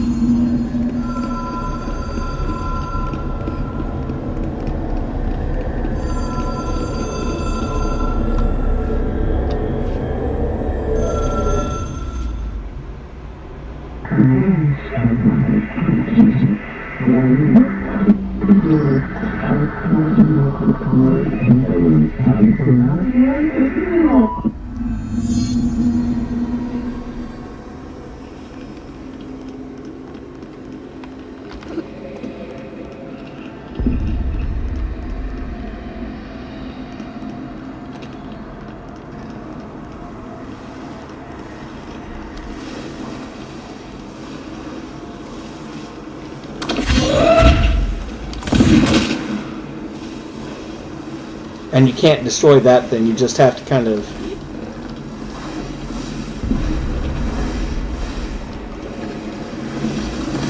It'll chase after you, so you want to run.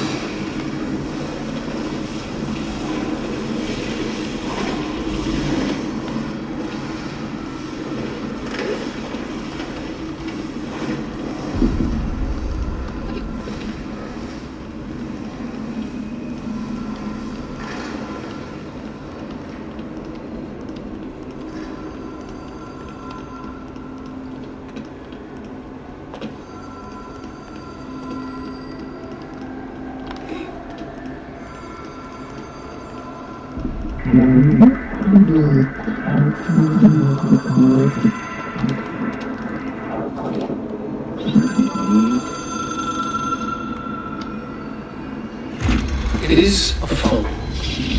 It's an object of power.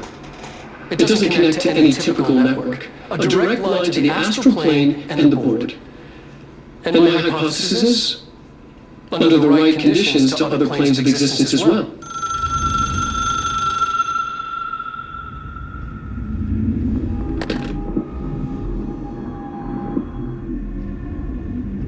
A director needs a team, my management team. These people know the secrets of the Bureau as well as I do. Some even better. Darling, Tomasi, Salvador, Marshall. Marshall especially, my head of operations. She sees right through me. She knows I don't like relying on people. The only person you should fail is yourself. But things change when you become director.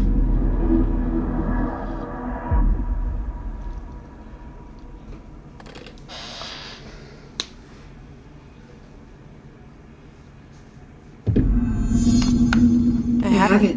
Outline. I can reach Trench. Well.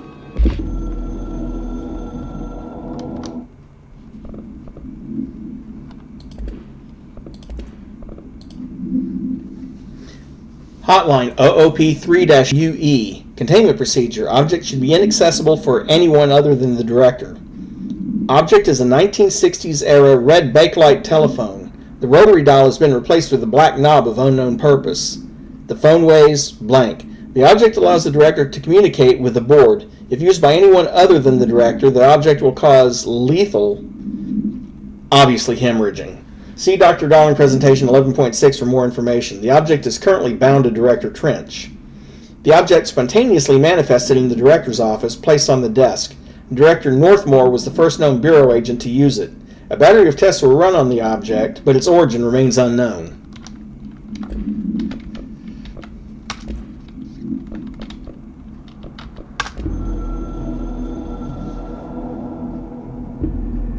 Something's coming. The whisper's growing louder. The worst winter storm in Bureau history. A retribution for my sins. our sins. This threat could destroy the Bureau, everything I've built. Destroy me. A web spun, turning this place against me. I catch glimpses of it in the corner of my eye. It's just out of reach. Elusive. It's clever. A perverse game of hide and seek. Is this part of an attack? Obfuscating the facts. Dimming my eyes. It's hard to tell. I need answers. I haven't heard back from Darling. I fear for my friend, my closest ally. I think we made a terrible mistake all those years ago. That thing he studies is putting us all in danger.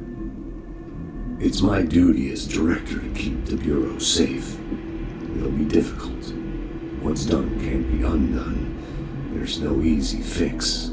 Magical thinking is a requirement for survival. Pain and suffering are mandatory. To change things, you have to break yourself. I don't know if I have the strength. I'm old and weak. I'm afraid. I can see my hands trembling. I'm losing control.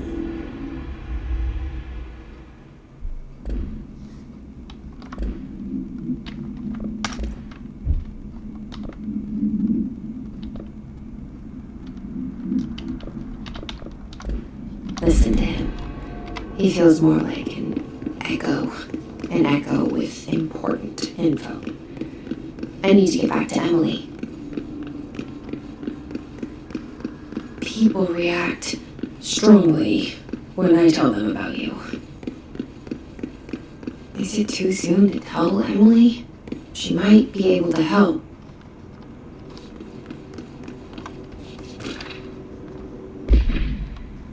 Butte supplement. According to their testimony, the agents had been transported from the Butte home to a roadside motel named the Ocean View Motel and Casino and discovered a room key by performing a ritual.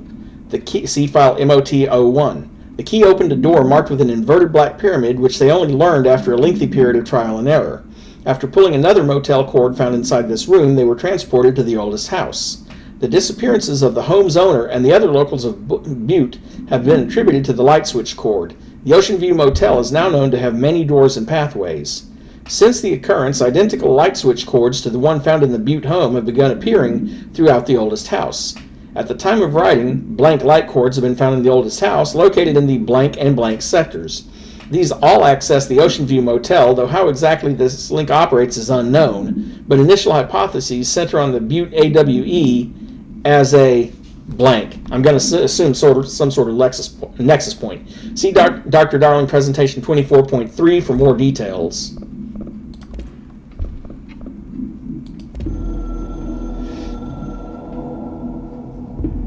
The Ocean View Motel and Casino is a familiar friend to me. I stayed in countless motels like it while investigating AWEs across the country, back in my field agent days. Those roadside motels all bleed together like a dream. Same and not the same. Anywhere and nowhere. The Ocean View operates on dream logic, and the light switch cord leaks out to be found in the most unexpected places, and sometimes successfully encouraged to appear and act as a convenient lock to keep out those not trained in dreamscape navigation. Even Bureau veterans can only find one key in the motel, the key that opens the door marked with the inverted black pyramid. The rest, the many other doors, are still mysteries to us. We're all merely guests there, even the board. Sometimes I need to visit, just to breathe easier for a while. It beats the numb, sterile apartment I spend my nights in, insulated from everything but myself. I guess that's where the whiskey comes in.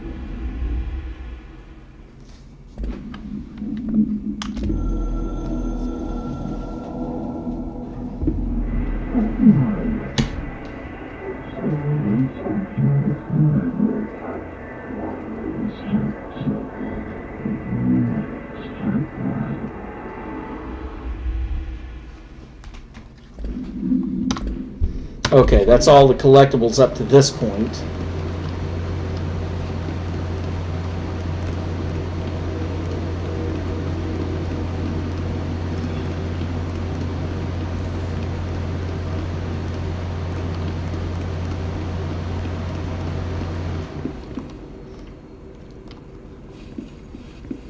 And see, now we can get into the director's office, and there's a new report here on Bureau funding. To all executive staff, I know there is some concern regarding our operations exceeding the annual budget. So long as we operate within the oldest house, we are obscured from scrutiny in many respects.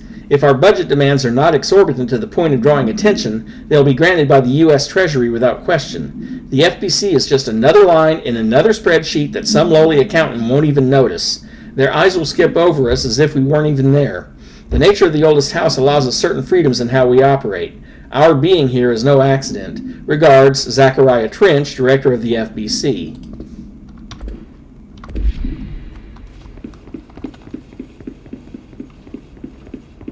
Body's already gone, but that, I suppose Ati probably cleaned that up.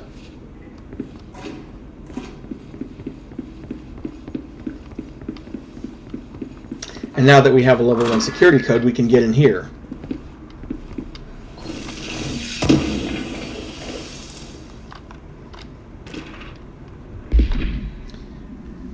Agent Death Notification. Dear Mr. and Mrs. Potts, I regret to inform you that your son, Graham Potts, was killed in active duty this past week. While the details surrounding his death are classified, I am honored to tell you that he died in the service of his country.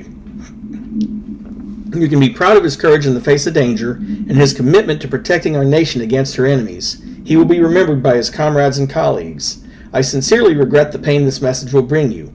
Take some solace in knowing that his sacrifice helped protect the country he loved so much. His effects will be returned to you with all speed. Sincerely yours, Howard Murray, Deputy Chief of Communications, Federal Bureau of Control. Not a whole lot in here, but it's something at least.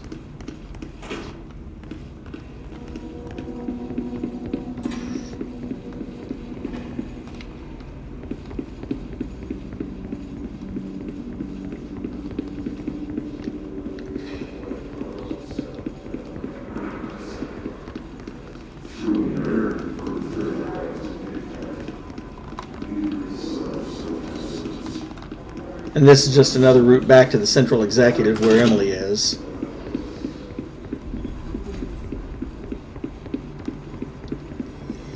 Also, because of the level 1 card, we can get in over here.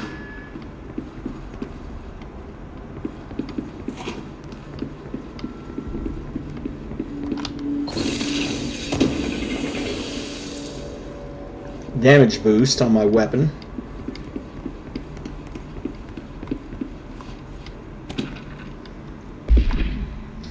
Para-utility. Examination of paranatural topics, objects of power, and their para-utility. Objects of power are unique in their capacity to grant certain individuals paranatural abilities. We call these individuals para-utilitarians. The potency of these abilities depends on the para-utilitarian.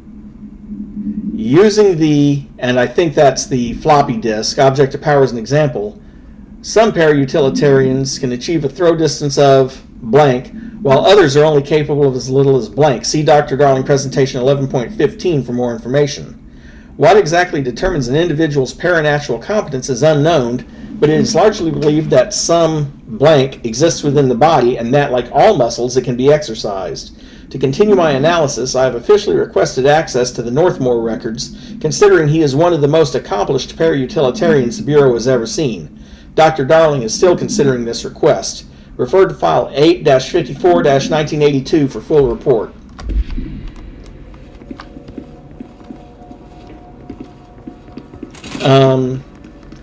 I will say for a fact that former Director Northmore was an incredibly powerful para-utilitarian. But more on that later.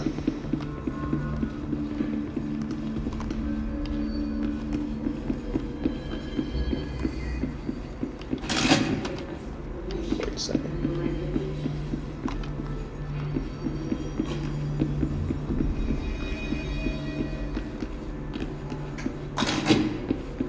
Jesse, Did you get the hotline? I mean, how is it out there? The comms? The hiss? Sorry. I got the hotline. I can make out what Trench is saying now. Incredible. What did he say? He talked about his management team. People who knew the Bureau's secrets. Your boss, Darling. Tomasi, but he's gone. He's gone. Salvador? He's the head of security. And Marshall?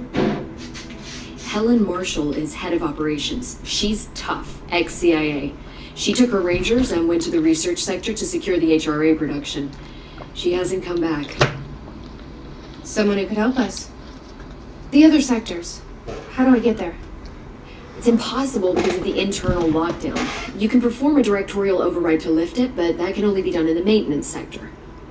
Normally, you take the sector elevator down there. It connects all the sectors, but it won't work while the lockdown is in effect. We already got past one lockdown. Maybe I can find a way. Jesse, look, with no prep, no training, in this extreme situation, you are doing phenomenally well. And all that in the hiss can't seem to affect you. I mean, I would love to run some tests on you. If you agree, that is. We could find out something that would help us. Tests? I don't know. She might find out about you. But I wouldn't mind understanding more myself. Okay. If you think it will help. Great. I'll check the internal documentation for any lockdown bypasses. We need to get these sectors open to locate Darling and Marshall. And I'll look for a way inside the maintenance sector. The sooner we find one, the sooner I reach this override.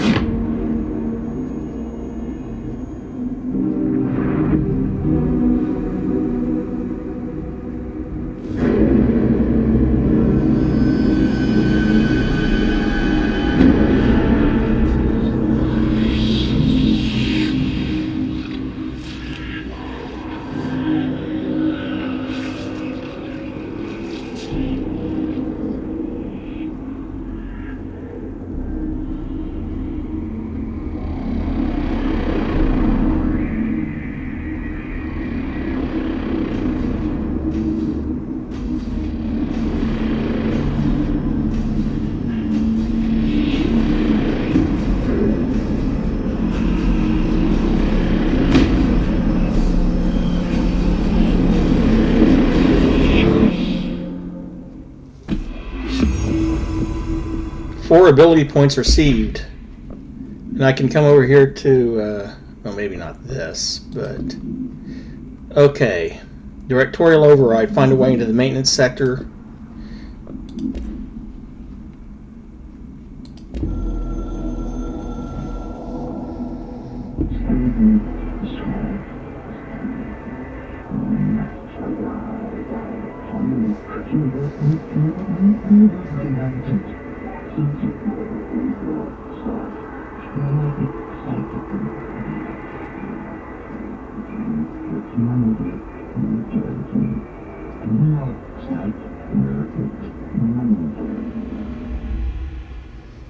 That's just telling you that they basically stuck side quests in here.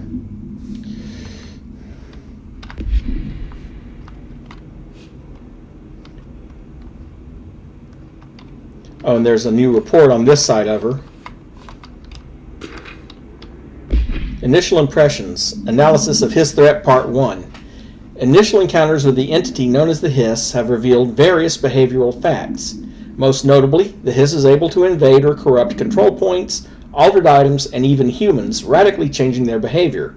Curiously, any person wearing one of the wearable HRA devices that Dr. Darling has been distributing over the past weeks was not affected by this corruption. The only known exception to this fact is the new director, Jesse Faden, who possesses an inherent immunity to the Hiss. This could indicate that she has already been corrupted, but her behavior is so in contrast to that of the other Hiss that I have dismissed the theory. My final observation comes from Mrs. Faden herself. She is able to cleanse material and organisms of the Hiss corruption. We tested this ability on a Hiss-corrupted entity, but unfortunately the process seems to kill the host. Perhaps the host's physiology becomes reliant on the Hiss. More work to be done. And Do you hear that? Someone's singing. Where's it coming from? yeah, that'd be Ati. Singing. Sounds like it's coming from the elevator. 20 feet. Bullshit. We never recorded any distance over 5. And now we can go to abilities. And we have 4 that we can unlock 4 of them. Note that the cost increases. It's 1 for the first one, and then 3 for the second, and then 2 more for the second one, I think. At any rate, this is 25% bonus to launch damage, so definitely. And you notice we can unlock, yeah, it's 2 for that, and then I guess 2 for each one after. Yeah, 2, 2, 3, 3, 3. Some of them are as many as 8 points. But if we eventually get the 50% launch damage, we can launch grenades and rockets back at the enemy if we get launch explosives. If the enemy's health is low, we'll be able to pick them up and throw them. Then big enemies, then large objects, then hold and launch up to 3 objects. So yeah, it does increase in power. Plus it's 25%. This stacks. It's cumulative. It's not individual. 25, 50, 50 more, 50 more, 75 more, and 75 more. So that's 325% extra damage if you max this column out. Then this is for your melee damage, obviously. 10, 30, 30, 30, 50, 50. And this increases your energy for using para-utilitarian stuff. I do want the extra health. That's 10% extra right there.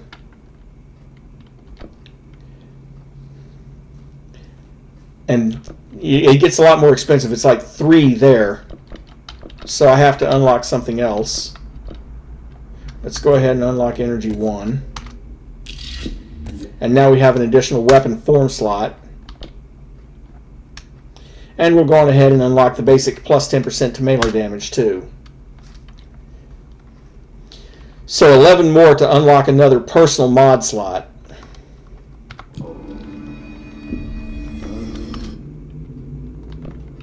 And then the astral constructs, you can actually spend some of the source you've been collecting and some of the collectibles like undefined reading to make weapon mods, which right now we can only make level 1 weapon mods, which are common.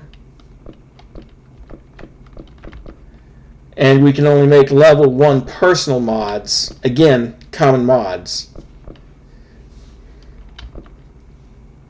If we can get a threshold remnant, we upgrade the mods so that we can get level 2 mods and so forth. But that requires you to have source and house memories and a threshold remnant to do. So for now we're limited. Weapon forms. Well, this is one of the first forms we're going to be creating. New weapon form constructed. Shatter.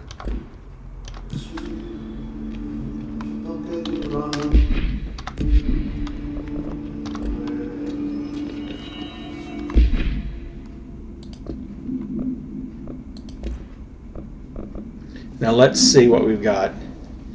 Damage boost plus 22%. Shatter projectile boost, 2 extra projectiles fired.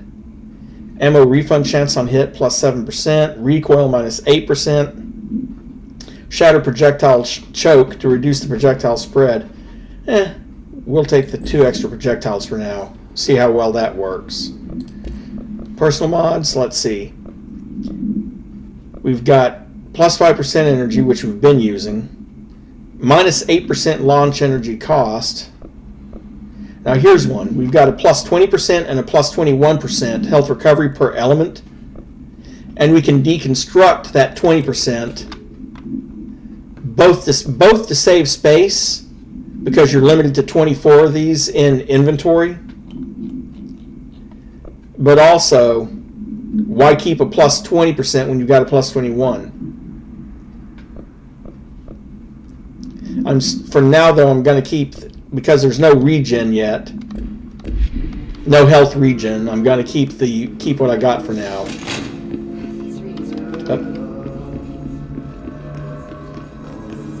Hope has asked us to document the history, incantation, as she calls it. You mean like in person? In person, with a pencil. I think she's trying to get us killed.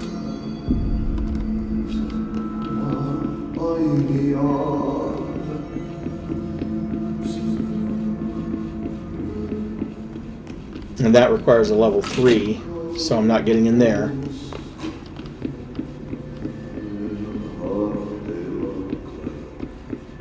Time to work.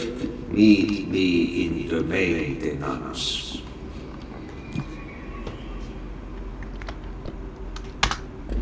Like I said before, the janitor is a friendly face.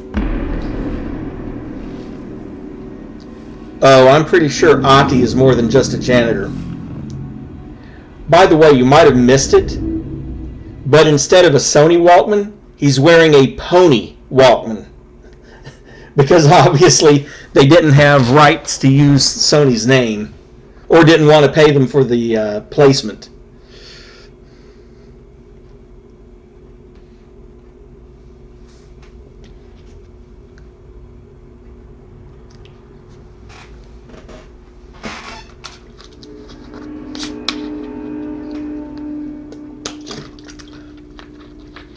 The maintenance sector is the janitor domain.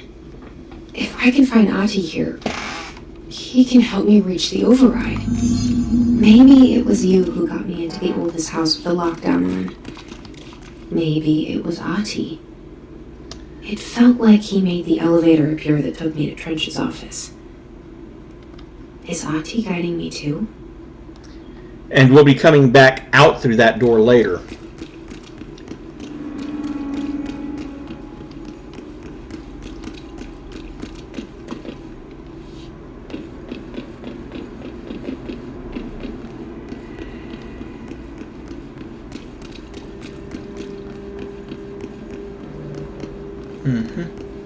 And I need a level 2 card to get in there. So right now there's still only one way to go. Can't get to the NSC control room. The directorial override is right there, in the control room. How do we get there?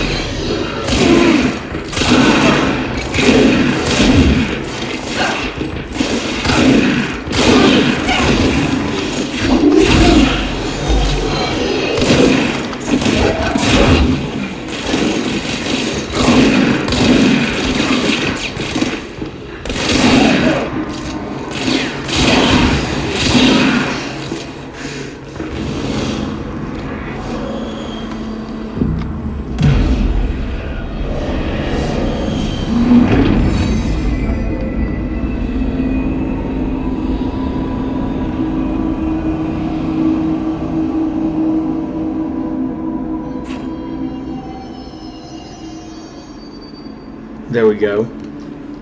Can't get out through there. That I'm not sure if that's...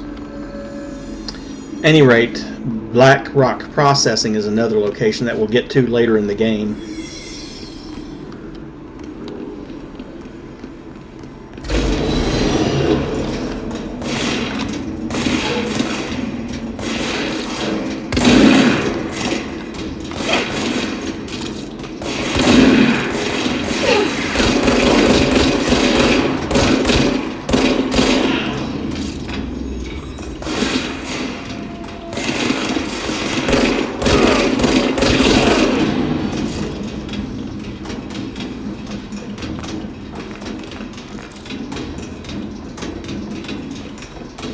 More of the mold. Don't dare go in there.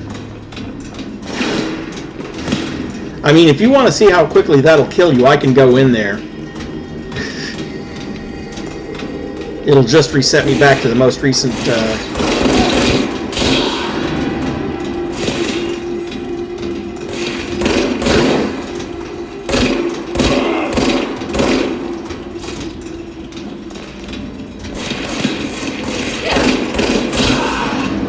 There we go.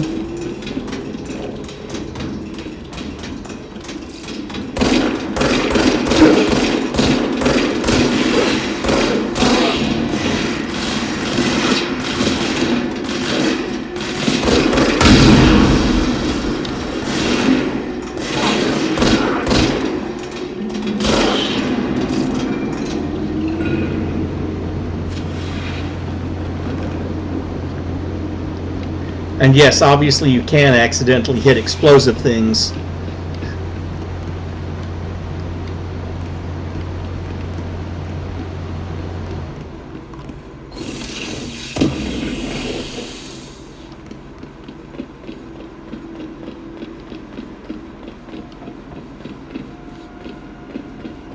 That'll lead up to the janitor's office. So let's do a little bit of exploration and see if there's any other collectibles we can find around here before we go that way.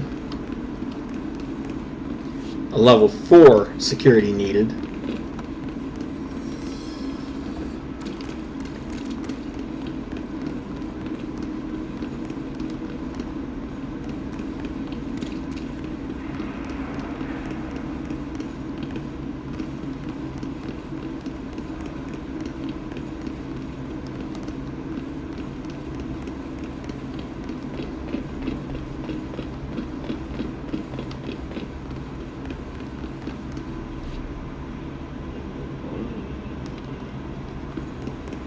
What's down that way?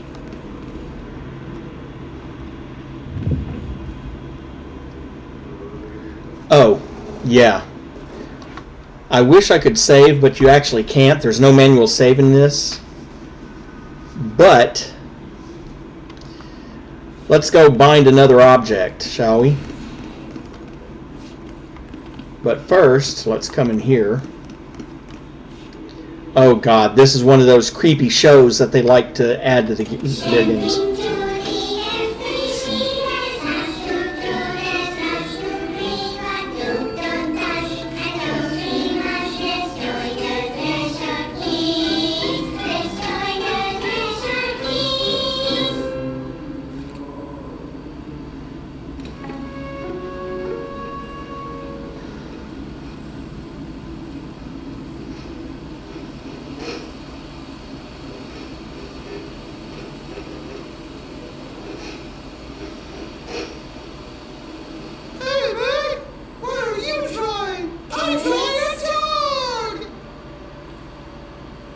Drawing the pyramid. The what?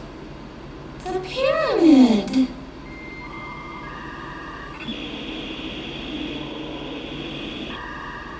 What's a pyramid? The Black Pyramid. It's in the astral plane. Airplane? Astral plane. It's big, white, and empty. A lot like Topher's head? Or is it? It's a weird, crazy alien dimension. The white goes on forever.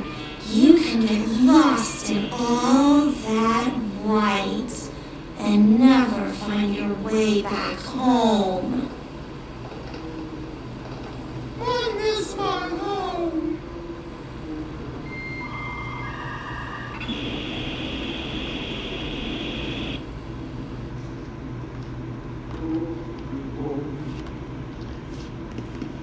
Why no, that wouldn't be a creepy kids show at all.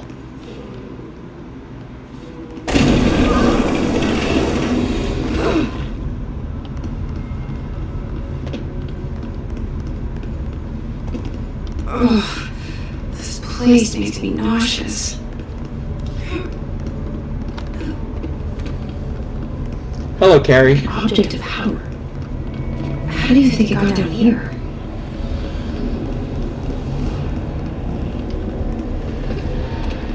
carousel horse. Why is kid stuff always so creepy?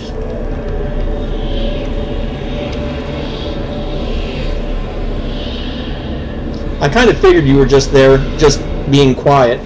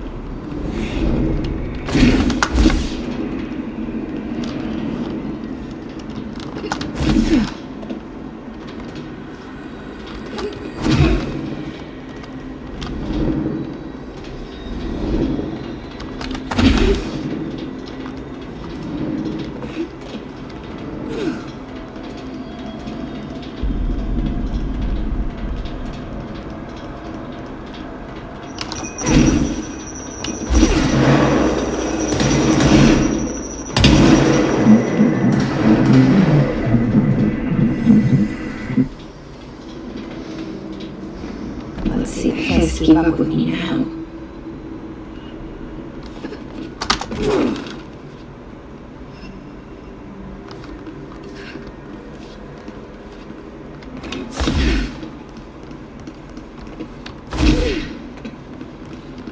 And you have to use your new power to cross back the other way.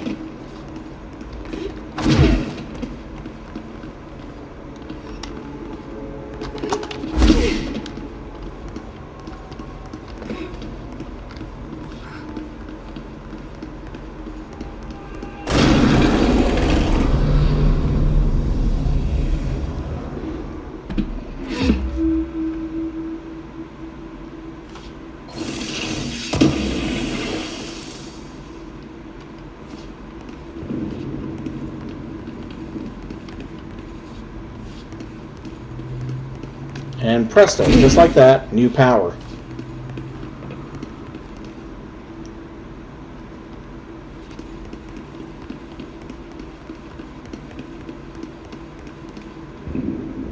And of course, Ahti is standing exactly like that when you go in.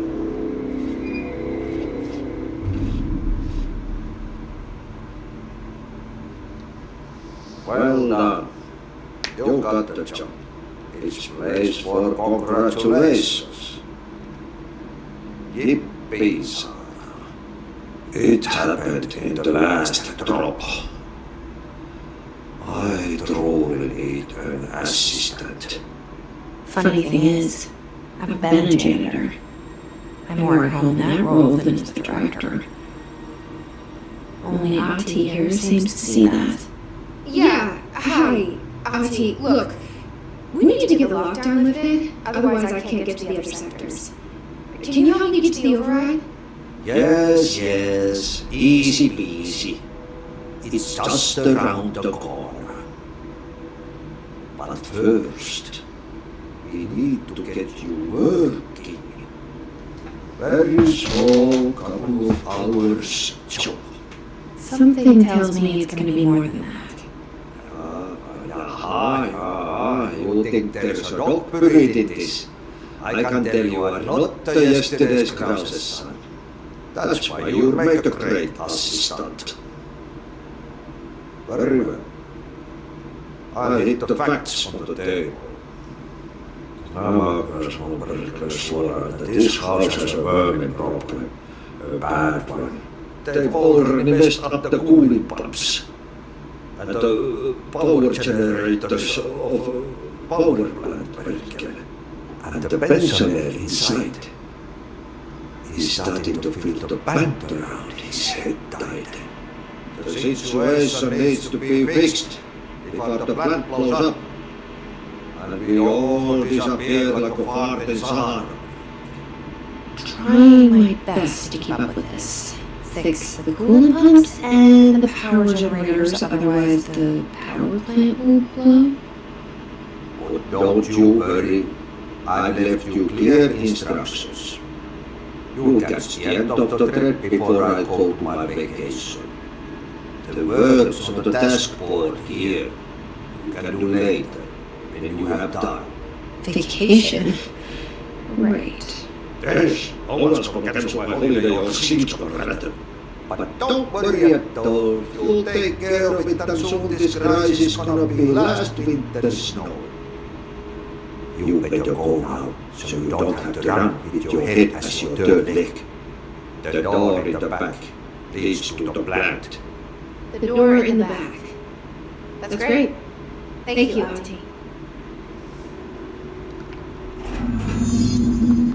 Now, something about Ahti. You notice he uses a lot of Finnish idioms. For example, that one that he said about, "I can tell you are not yesterday's grouse's son." It basically means, "I can tell you weren't born yesterday." So, yeah. Some of them are pretty easy to figure out. But if there's any of them you don't know or can't figure out, let me know and I'll see if I can find a list for you.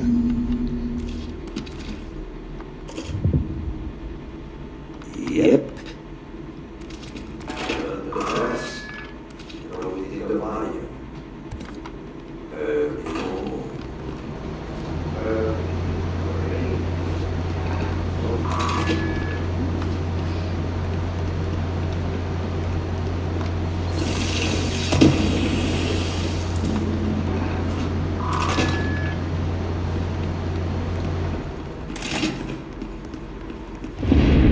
Okay, so what happens again if that thing blows up?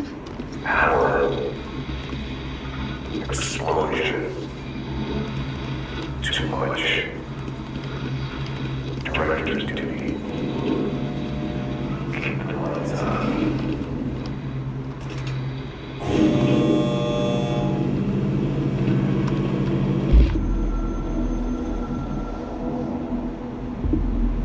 North Moore was director before me. I never wanted his job. I never wanted power. I purposely avoided it. Didn't trust it. Didn't want to rely on it. North Moore was all about power. A man like an explosion, hungry for authority, for order, for more, until it was too much. I had to find a solution in the end. Contain the situation. North Moore never liked me, but he went along with it, to his credit. He didn't really have a choice. I suppose at the end of the day, a director's most basic duty is to keep the lights on. Here's to you, North Moore. There were no prime candidates waiting in the wings, but I was there. Had been the whole time, keeping my head down, working my ass off. I had nothing to lose. I picked up the gun almost on a dare.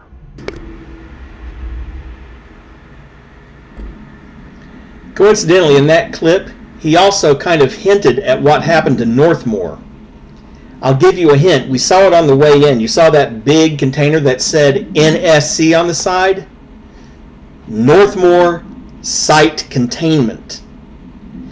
And he talked about how North Moore kept wanting more power and more power. Well, now he continuously absorbed power, and if it's not drained off, boom. So basically, North Moore is the power plant for the oldest house.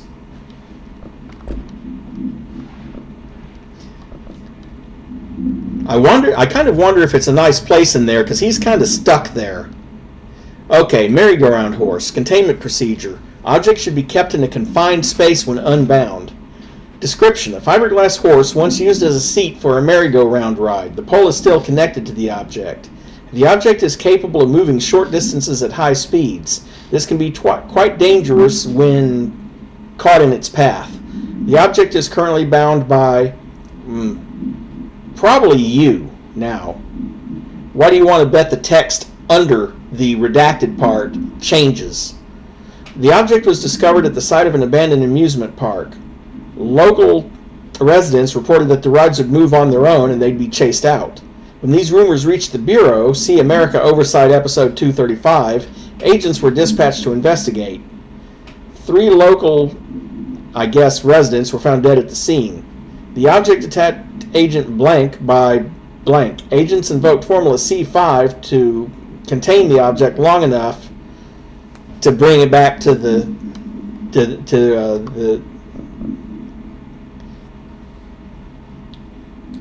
Bureau.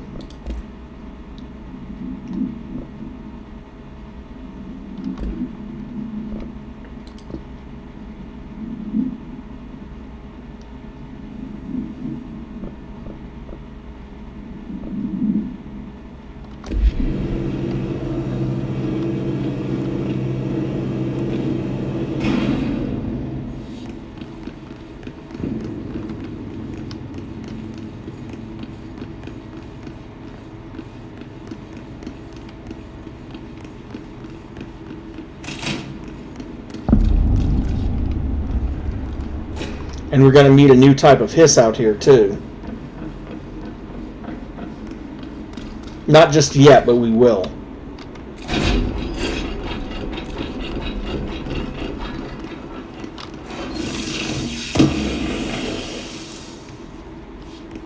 Now I have a threshold remnant, so I can open my assets. Well, not here. I need to get to a control point to do it.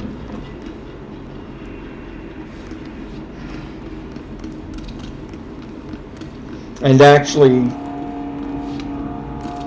get it to where I can start crafting level 2 upgrades. It's dangerous out here, lady. Go see Chief Arish. He's just inside. Ma'am! Hey! Chief Arish, FBC Security. Shouldn't you be in a safe room?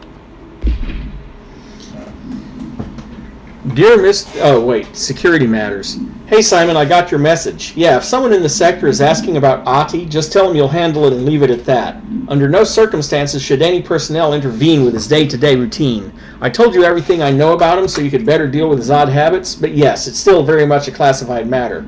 Also, I saw your report about the quarry worker who wandered into the Foundation. Detaining him was the right move. We'll figure out what he saw before we decide on next steps. Cheers, Lynn. P.S. In case you hadn't noticed, something is up between Trench and Darling. I know this isn't your strong suit, but try your best to stay out of it.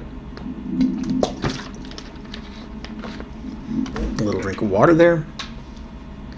Okay. They all have HRAs. We're on the same side. My name is Jesse Faden.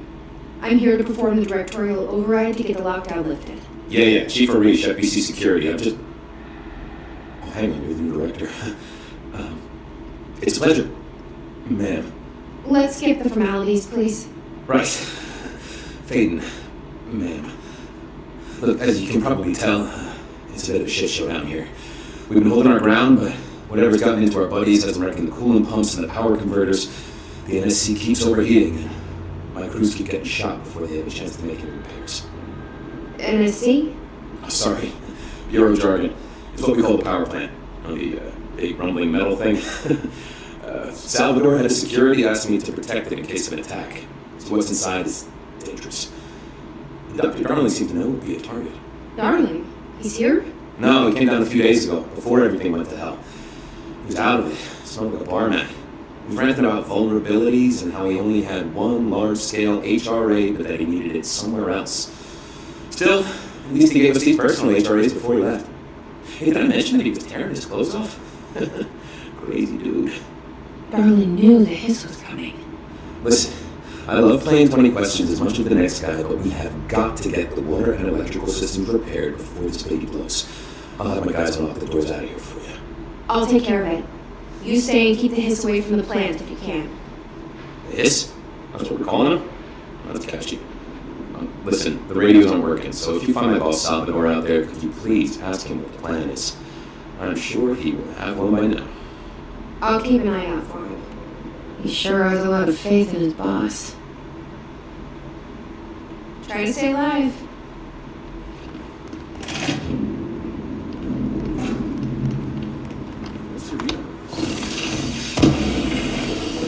Below the acceptable percentage. Internal pressure is not so fast. I'm amazed. When it blows, we're all going with it. Oh, good freak. Let's see what we've got in the way of mods. because now we have two of the type. Plus 20%, plus 21%. Guess this one is the one that gets deconstructed. Let's see, minus 8%, minus 9%. This one gets deconstructed.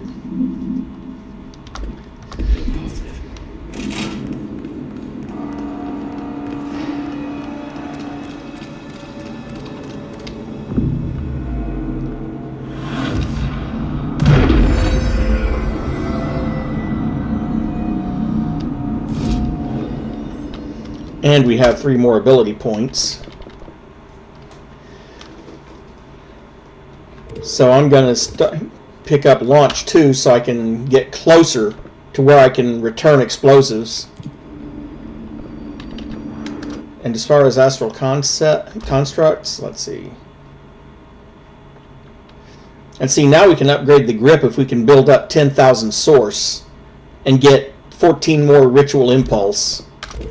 But right now, oh, I don't have enough source for that. But when I get enough, I can upgrade that. Great. Okay.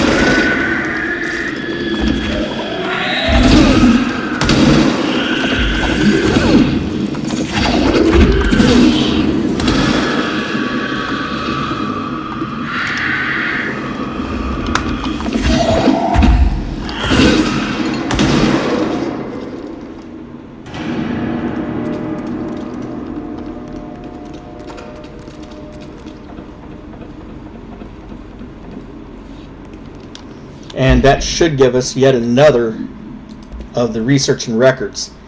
The Hiss charged agents are examples of extreme physical deformation resulting from Hiss corruption. Hiss charged display an unthinking fixation on any non-corrupted individuals in the area.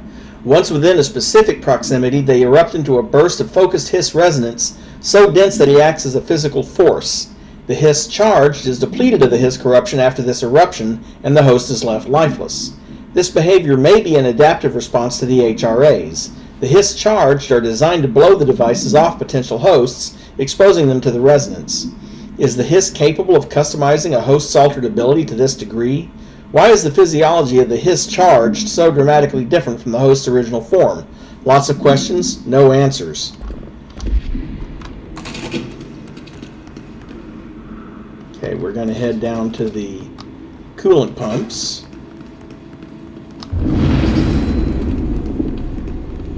Power cut. Replace the parts.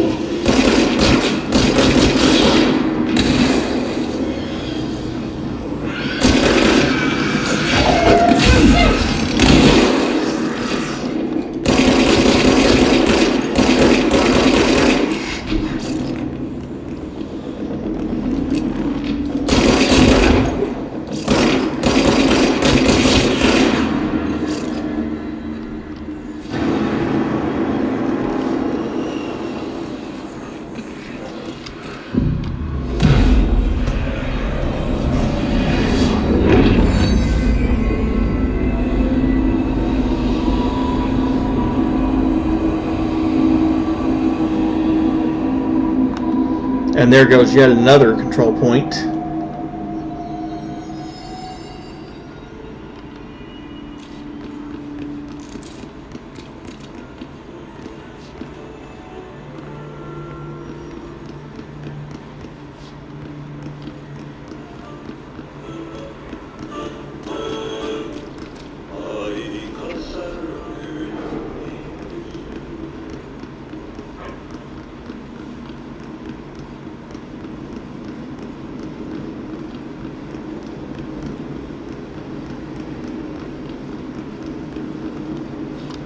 My name is Dr. Pierce, lead researcher of the Parakinesiology Department.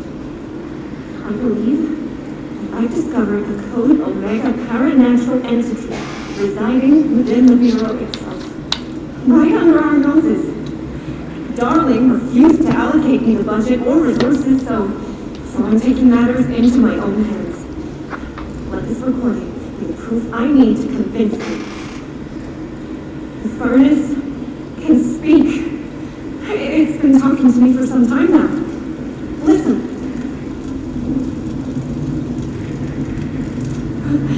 Did you hear that? It's a sentient force capable of communicating. I checked and there's no record of ever installing this furnace. I believe it. Oh, sorry. What? Yes, I can feed you.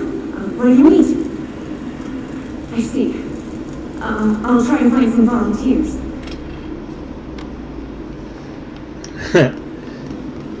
Feed me, Seymour.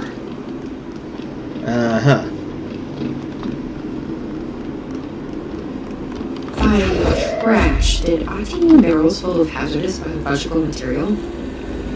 Seems like I'm breaking some environmental regulations on waste disposal, but if that's what Ati wants, then I'll get it done.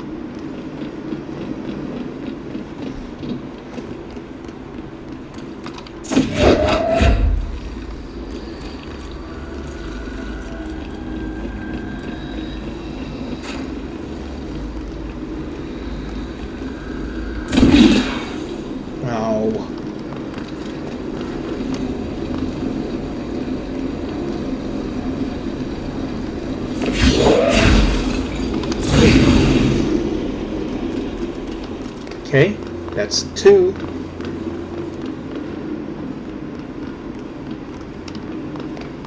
I think there was another one back by the entrance, actually.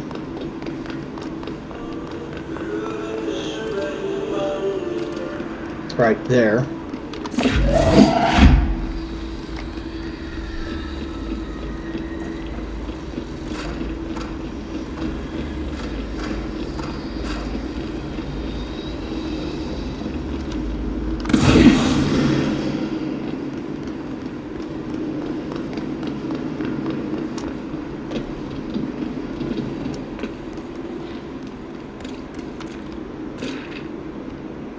Another report here about the mail tubes. Hey Bozer, get this. The accounting department still says they haven't received my expense reports. They say the receipts probably got lost in the mail tubes because of a shift or a threshold or some such, and if I don't have the originals, they can't verify my expenses for reimbursement. This is such crap. Why do we even use these tubes if they just spit our mail out in some other damn dimension? Just venting here before I make a formal complaint. Useless pieces of crap. Yeah. Probably.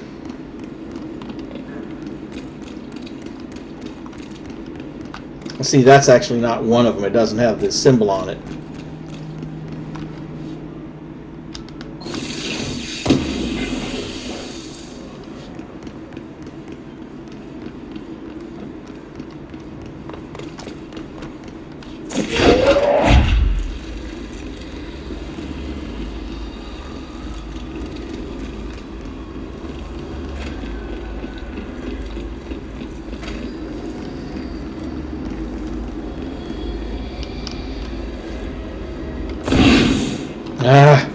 Once again, I keep expecting it to arc, but it doesn't. It goes in a straight line. I think we've got 2 more somewhere around here.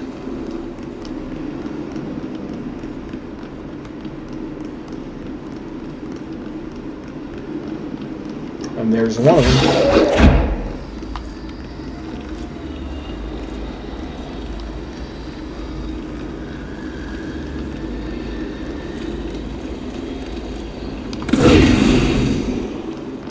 Yeah, we've definitely got at least one more.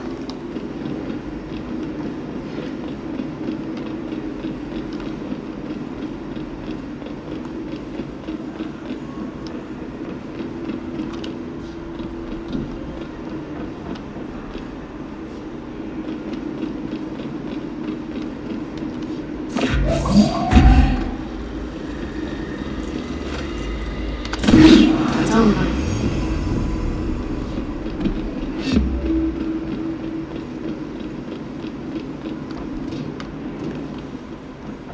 Okay, that's done. Now we can work on the coolant pumps and energy converters. Don't worry about taking the time to do that little side mission, because these main missions aren't really timed. They do their best to give you the impression Together a little longer. that it's time critical, and we'll be going up there later too.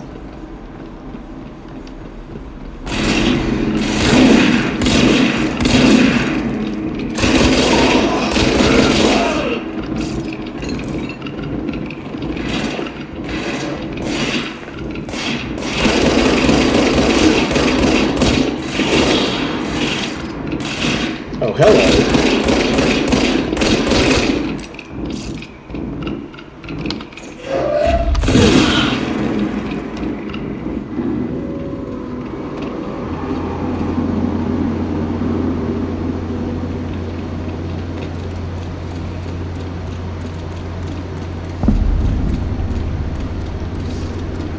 The whole thing here is to find these. The black hole's moving.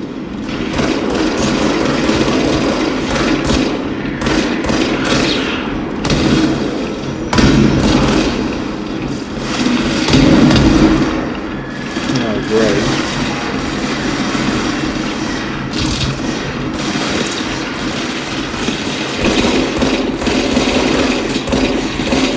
Well, it would be nice if I could actually hit them.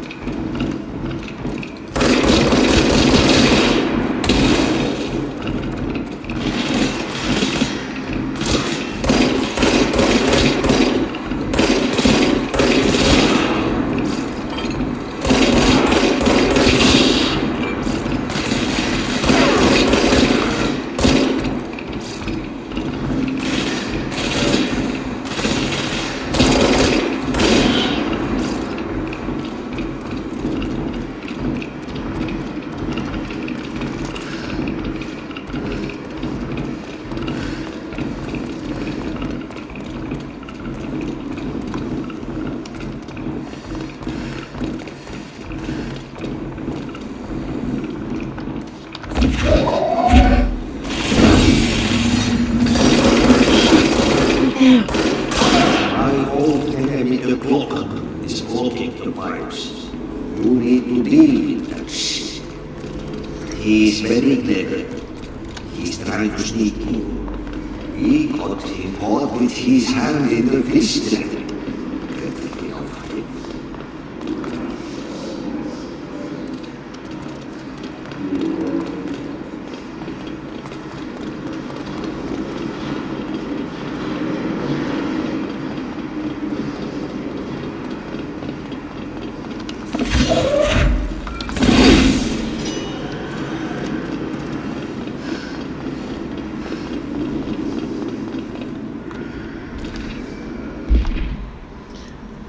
Cloud complaint. That gross blockage down in the water systems is back. What the heck is it? And where does it keep coming from? And why the heck does Ati keep yelling nonsense at it? He acts like it can understand him. Of course, he acts like we can understand him too. Guess that's just his brand of crazy.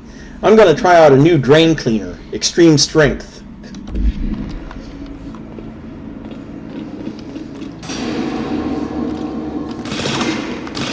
I knew you were around here somewhere.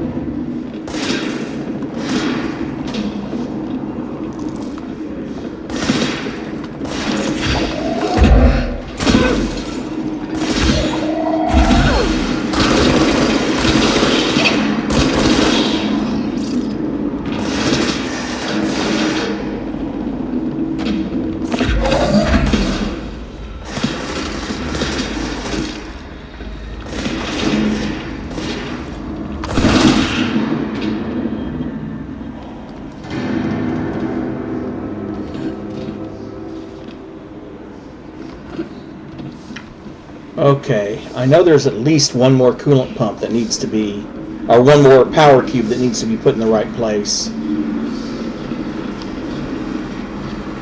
I just need to remember where the joint for it is.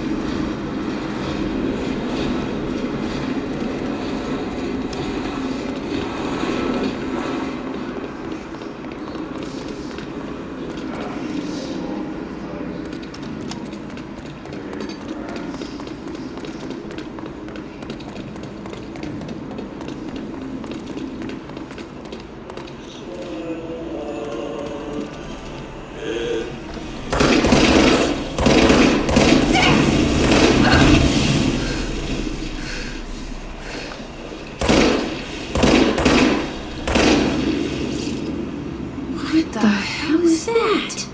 Oh, it's the most disgusting thing I've ever seen.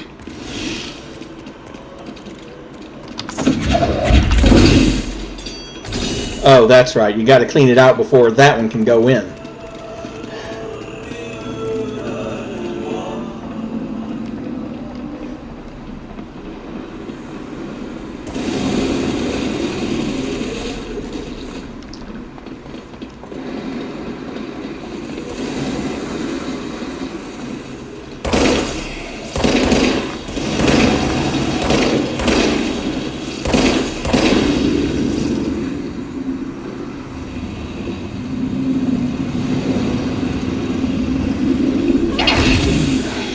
Shit.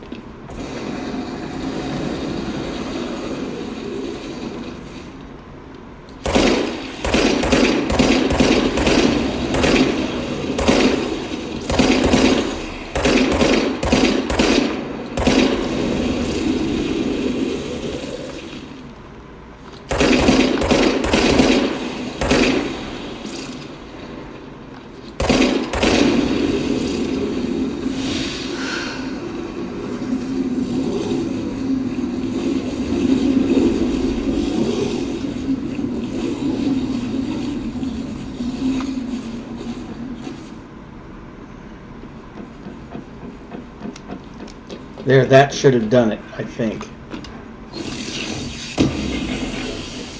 And of course we can pick up another ritual impulse right there. And then we backtrack.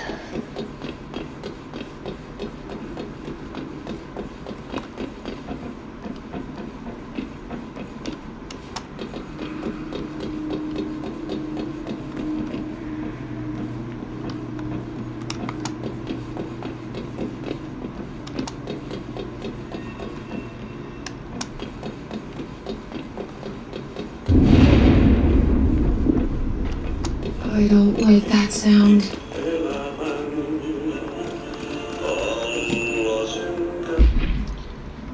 Arish escaped Object of Power. An OOP escaped the Panopticon a couple weeks ago, and they want everyone to keep an eye out for it. So if anyone sees a merry-go-round horse zipping around the sector, alert me immediately. Do not try to contain it on your own, and definitely don't bind it to yourself. Your security chief, Simon Arish.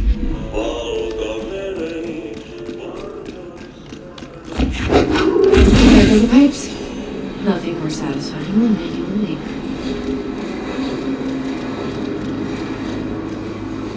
Okay, that's the pumps done. Now I just need to get the energy converter back online.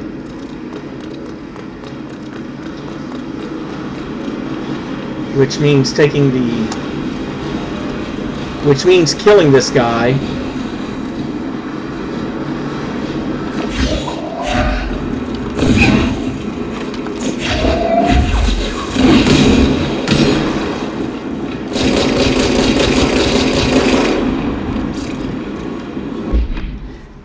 Field research on the Hiss-corrupted trooper. Troopers are meant to be the first agents to enter unknown AWEs, thresholds, or any other paranaturally hazardous situation. They are heavily armored and heavily armed in preparation for the worst. As a result of their role, Hiss troopers have access to the heaviest armor and weaponry from the Bureau's armory, including military-grade chain guns and grenade launchers. In addition to their already formidable FBC-issued armor, the Hiss resonance surrounding these entities is dense enough to stop bullets. If forced to engage one of these, be sure to make use of any available cover. Also note that to the telekinetically talented, enemy grenades can be a welcome source of ammunition. Oh, trust me. I know. I just don't have that particular power yet.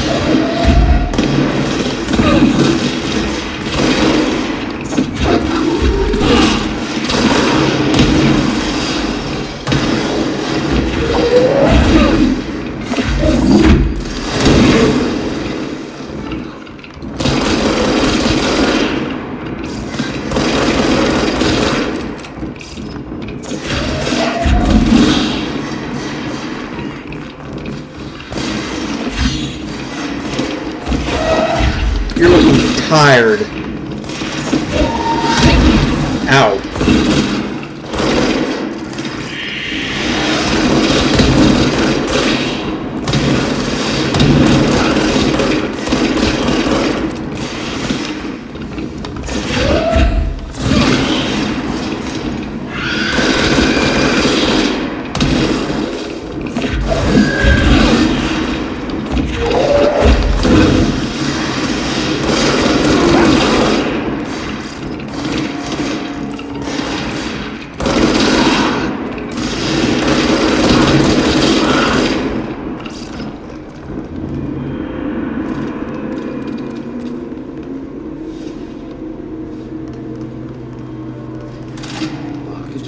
C through F.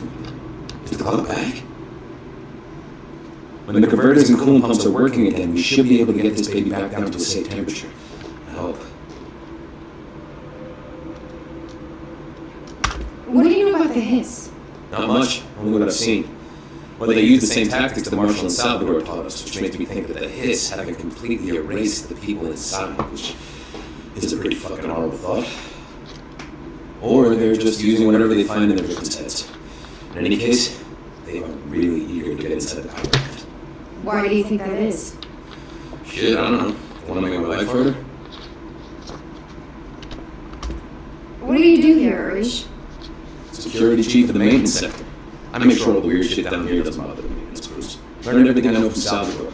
Best security agent this bureau has ever seen. And you like your job? I love it.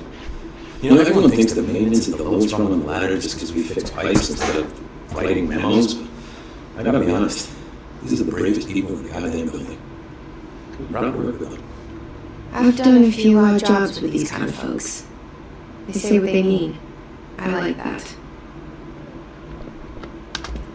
What exactly is the power plant? Listen, I only know what Salvador told me. but I know it generates all the electricity for the Bureau, and it's got 2 very simple rules. Rule 1, keep it below a certain temperature. Rule 2, don't ever open it. Oh, and 3, it's classified, so I shouldn't ask. Sounds like secrets are standard operating procedure around here. Oh, yeah. It's all part of the job. What do you know about the service by? Not much. I think it's director only. Salvador told me about the time he saw French use it. Sounds like that gun can do some serious damage. Yeah, I did see pictures of it once, though, and it looks different to that thing you're carrying. You mounted it or something? It's new. Is new a good thing? Given the circumstances, I'd say new is our best bet. Do you know this Opti guy? Of course. He's my favorite coffee break buddy. Dude has got some crazy stories. He probably knows more than anyone else around here. It makes sense what he's saying. Any idea where he's from? I'm guessing Sweden. He's from where he's from. But there are just some stones that are better left unturned, you know?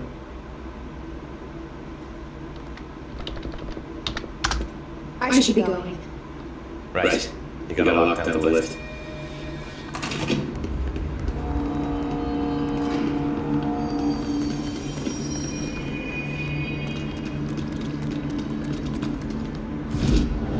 Stop over here to spend my new ability points. And you notice there's a lot more abilities over here that I haven't unlocked yet. There's at least 3 more sets of powers. But I want to be able to launch grenades back at the enemy, so...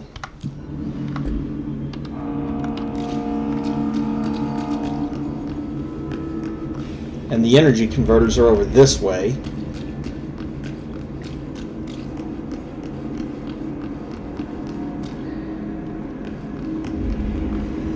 Mostly the same deal as before, though of course the Hiss are going to be trying even harder to keep you out of it.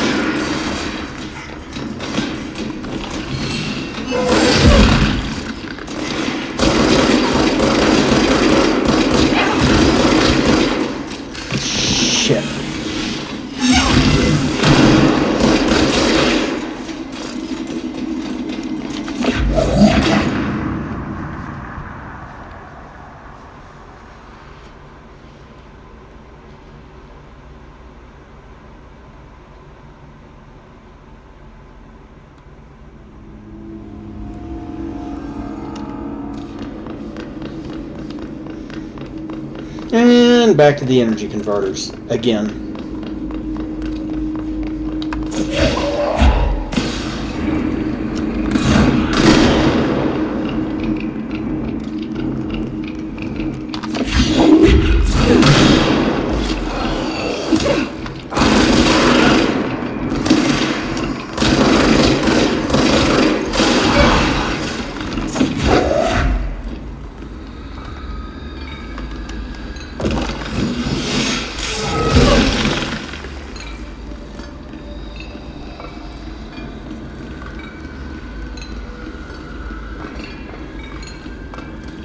I could have sworn there was another guy around here. But no, it just looks like Flying Dude. Either that or, yep.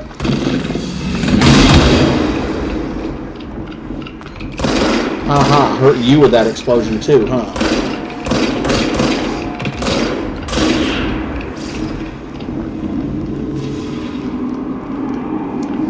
Okay, there we go. Now we can get into the energy converters.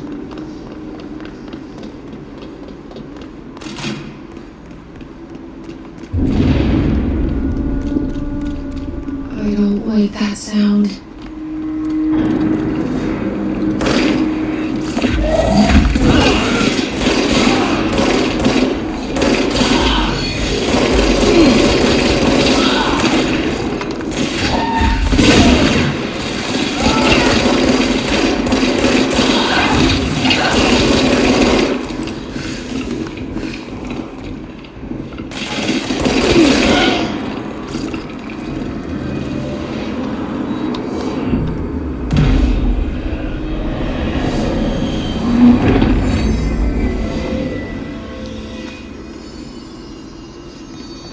Another major mold area that you don't want to go into yet.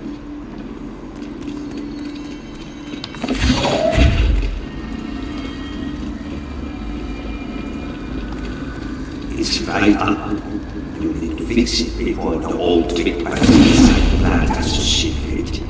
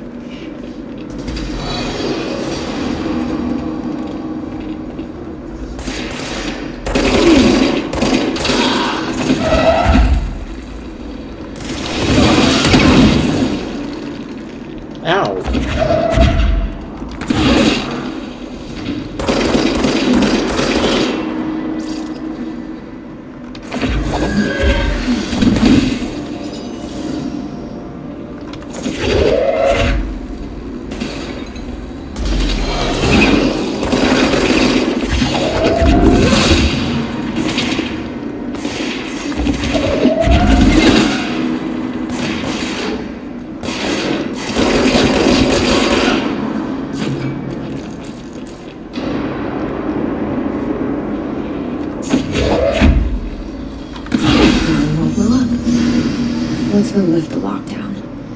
And that leads to the control room. But first you can jump over here and grab this.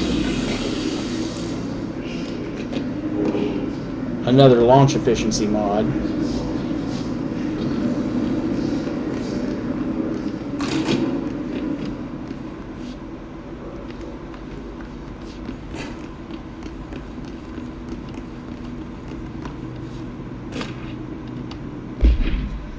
Next game is Wednesday at 8, usual spot. Hazard still owes me $20. Arish is still on a winning streak. Someone please figure out how he's cheating. Thompson, suspended for a game because of that shady dealing incident. Guy, I owe you $60. I bought beers last time, so it's Hepstenstall's turn. So not all the notes that you find in the FBC are paranatural. Oh, crap.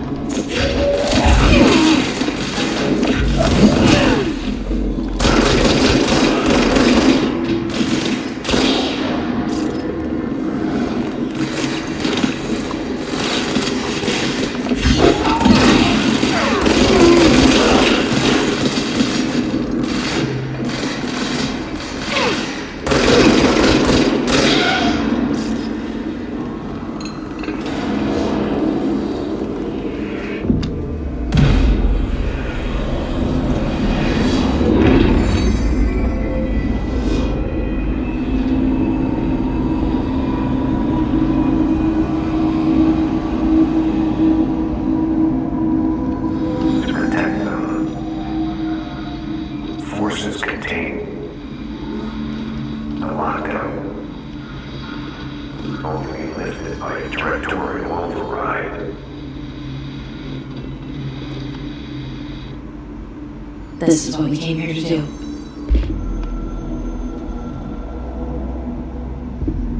So much is expected from the director. The responsibility, the privilege to steer the Bureau into dangerous waters and safely out again. To inspire and lead its people, to protect them. The board is there to advise you, but they want things in return. You hold all this in your old, trembling hands. I had to lose everything before I could see the Bureau is the director's life. There's no room for anything else. If the forces contained here escaped, we'd be dragged back into an age of superstition, terror, death. Assuming you think we ever really left that behind. Any emergency, any major containment breach, and the lockdown goes into effect. I implemented this security measure in my first years as director. I knew we were vulnerable. I'd personally seen the cost of sloppiness. I made sure the internal lockdown could only be lifted by a directorial override, only to be used when the director is confident the sectors are safe to be opened again. This way, the director is the last line of defense. And if I screw up, it's on me, and me alone.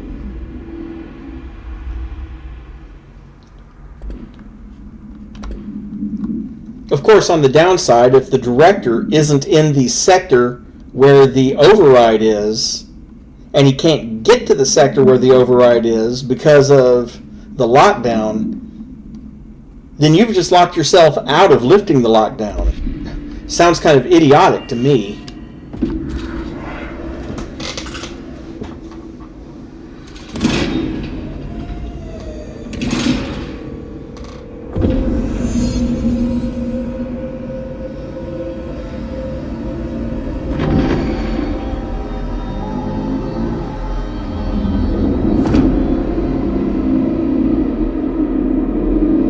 That big chamber is the Panopticon that they were referring to. That's where they store most of the OOPs that they've collected. I think it's time we told Emily why we need her. I'll risk it.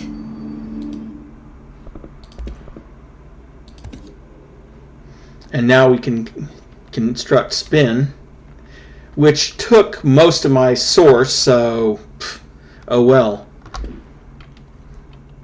But as far as spin goes, You two should get to know each other. well, I'll show you. Go to loadout, change from shatter to spin, and let's see what we've got. Damage boost, damage boost. Well, it's worth keeping more than one damage boost around, but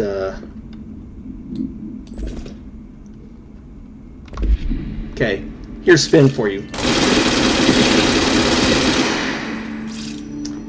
And that's the new mode of the weapon. Okay. Well, I guess it's back to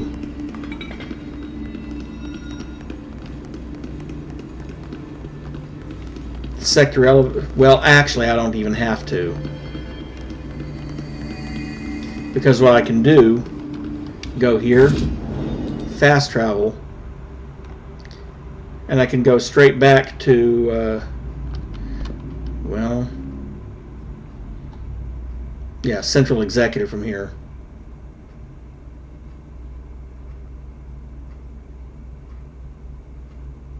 Okay, yeah.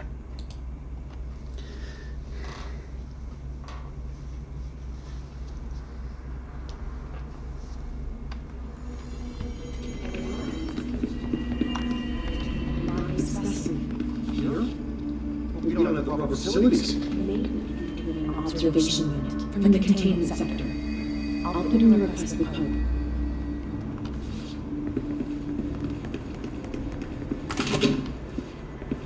Jesse, you made it. And you lifted the internal lockdown. Let's talk, Emily. Yes, of course. Listen, Emily. Screw it. Just tell her. I haven't been completely honest. I have a younger brother, Dylan. When we were kids, we found an old slide projector in Ordinary's landfill. The slides created doorways to other places. Bad things happened. Came through. That's all she gets. The rest stays locked inside. But we found help. Through one of the doorways, we met something. A being. A being? What kind of being? It's hard to describe, but she helped us. We managed to turn the projector off. The bad things that came through the doorways were gone. After that, your people came. Tried to grab us. I ran away. They got Dylan. I left him behind. Bureau agents took your brother? Yes. He covered it up. No one believed me. I just want to find Dylan. I've been looking for him ever since. What happened to the slide projector? It sounds like another object of power. I thought you took it. The Bureau. Along with Dylan. I've never heard of it. But around here, I assume everything's classified. You know, I looked into the Ordinary AWE case files after you mentioned it. Trench and Darling were both involved. A large area of the containment sector was reserved for it. The case hasn't been active for a long time. I have no idea if anything's still there. Can you tell me more about this being you found? Let's hope you two get along. She's been with me ever since Ordinary. In my head. She led me to you. I call her Polaris. As in a guiding star. Did Polaris know about the hiss? If she got you in here in spite of the lockdown, she's very powerful. Which may help explain your test results. Your readings are incredible, Jesse. And cross-referencing them with the database, I found 2 matches in Darling's old classified files. Unfortunately, I can't access them beyond the file codes. But one was P6, referring to a prime candidate for a potential future bureau director. This was logged years ago. Dylan. Is that Dylan? The other match is on something called Hedron, which must be connected to these Hedron resonance amplifiers somehow. All I know is that Marshall went to the research sector to secure the HRA production after the hiss first attacked. So, Marshall seems like our best lead on Dylan. I need to go after her. How can I get to the research sector? Use my key card. The sector elevator will take you there.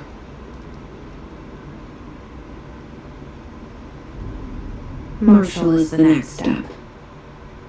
What Emily told me about Ordinary and my powers being connected to things in the Bureau's past, I am so close to something. Do you feel it? Something's coming. We take turns to come for a visit. I helped you. You owe me now. And when time comes, I will come calling.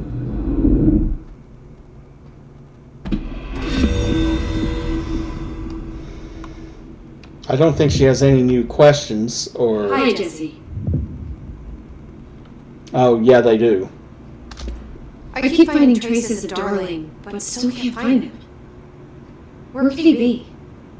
He's usually in his office in research or one of his labs. Dr. Darling has quite a few all around the Bureau. Could be hiding in any one of them. I checked myself, but I don't have access to most of them. Sounds like I touched a nerve. He didn't let you into his labs? Not all of them, no. Some had volatile material. It's ridiculous. I mean, this whole place is volatile material. Could have at least thought of a more convincing lie. I mean, how can I work without access to all the data possible? This place has a bad habit of moving around, huh? So you notice the building shifts. Did you know that 39% of Bureau accidents are caused by the shifts? It's true. I ran the numbers myself. So they're dangerous. Oh, very. At one time, a shark got shifted into a meeting room along with over 2,000 gallons of water. It was a tiger shark. Darling's pet research project. I forget what he was researching. How do people work here? You said you're an assistant? Oh, it's just a title. I'm a scientist, a researcher. I work for Dr. Darling. So when Bureau agents go out in the field at the sites of altered worldlands, we study the materials, the altered items they bring back. It's always something we've never seen before. Studying them requires new instruments, methodologies, sometimes entirely new fields of science.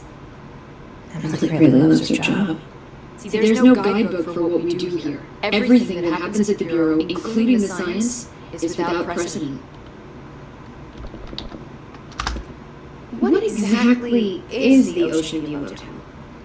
That's a bigger question than you might think. You see, I have extreme doubts that the motel is a single place. I mean, look at all the doors inside it. Where do they all go? We know that one door leads to the oldest house, but how come we can only ever open that one door? Maybe to open a door, you have to have entered through it.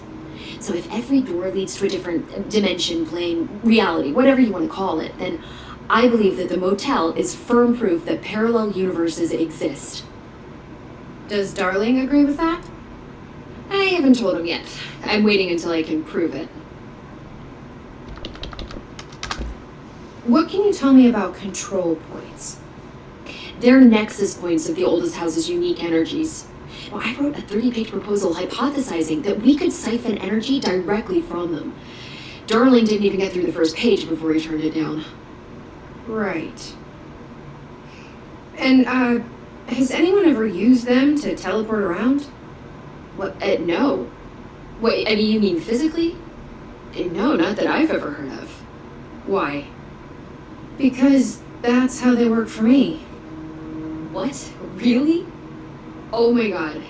More tests.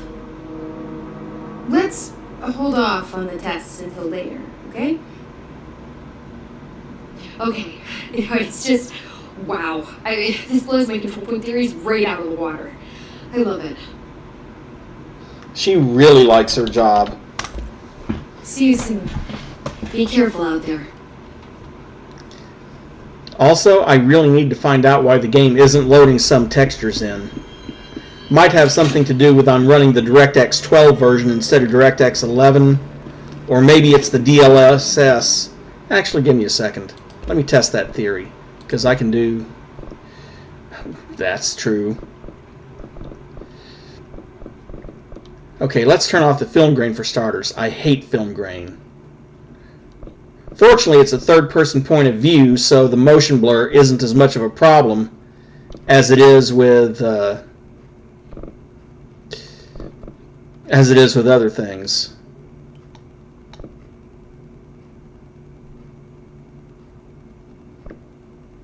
And I've got ray tracing off just because.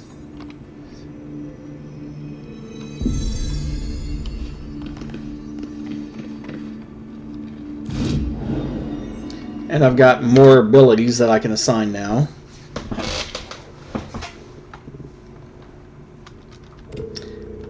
Absolutely, more health is a big plus. There goes 3 points right there. And I can't buy anything else, really. Well, I can buy launch 3 if I wanted. But I'm not going to. I'm going to save those last 2 points.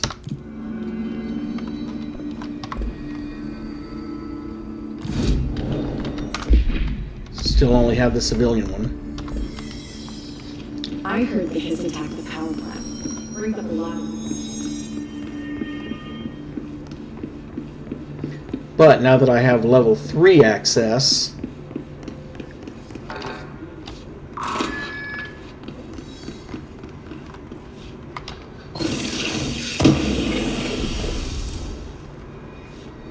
A health recovery mod. Oh, that's a nice one. America Overnight results. The America Overnight program has operated successfully for over blank years. Originally designed to assist in providing disinformation to the naturally skeptical population of America, it has additionally led to the discovery of numerous AWEs and their altered materials by allowing civilians to call in and report their experiences with the paranatural. In fact, America Overnight alerted the Bureau of Control about blank and blank in its first year of operation alone. In this report, the investigation sector have cataloged and categorized each episode of America Overnight that has resulted in a successful Bureau investigation in order to help AWE occurrence analysis. The more blank results of Night Springs have also been cataloged in a separate report. So there's one of your links to Alan Wake through the Night Springs thing. Okay, there's nothing in here that I know of. One of the things that I wish the map would do is show you all the doors you can get through now that you have a higher level clearance.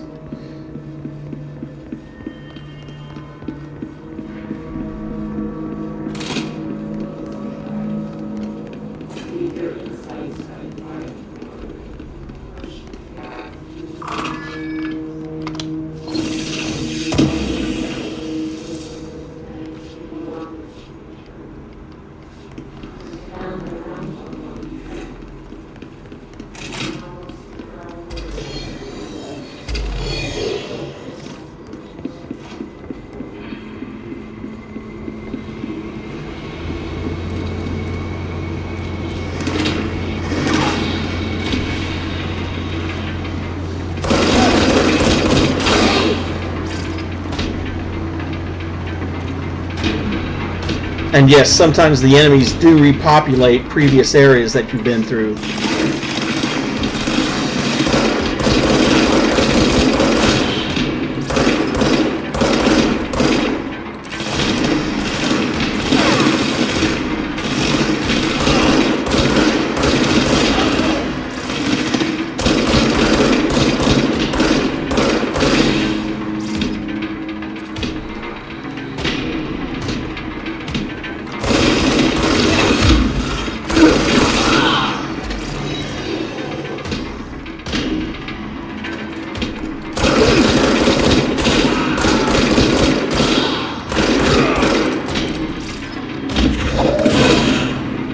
I don't care what you think.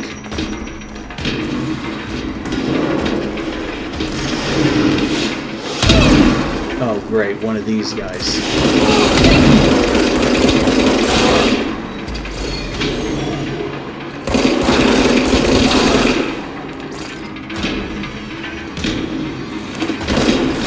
Good grief.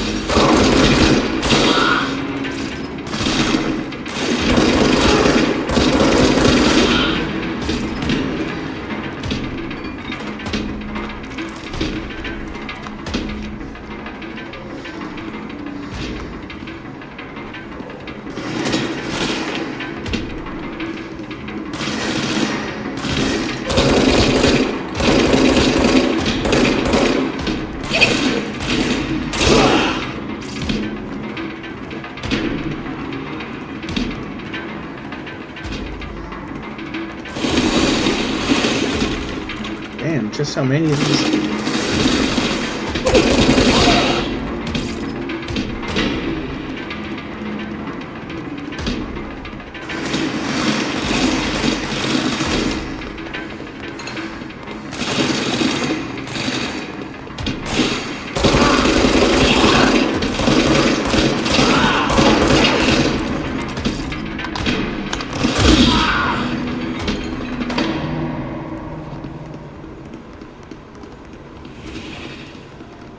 Well, so much for the wood paneling on that wall, but this is the oldest house.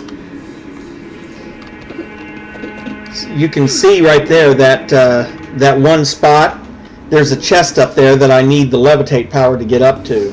Don't have it yet, so I'm not going to be able to get there yet.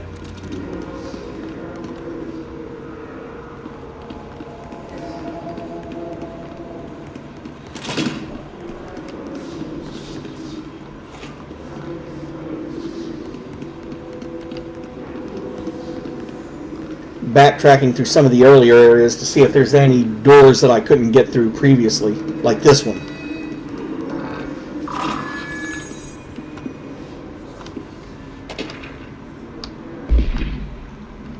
Fake planes. Dear New York Tribune, airplanes aren't real. I figured out how they do it. The windows are TV screens. The whole thing moves on big tracks like a roller coaster that moves through underground tunnels in the earth.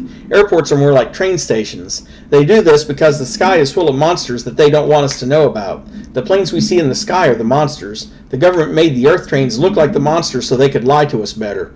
Don't contact me.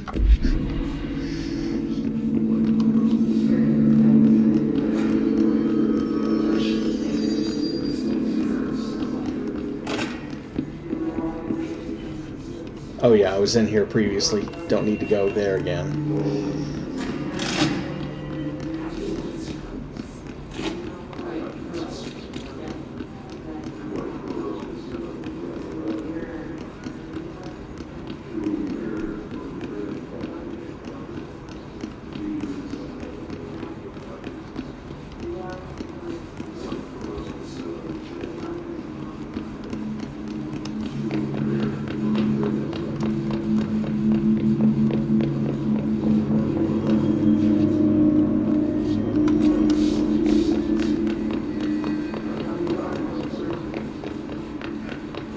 At least it's easy to tell which doors you've already unlocked because of the light, the green lights on them.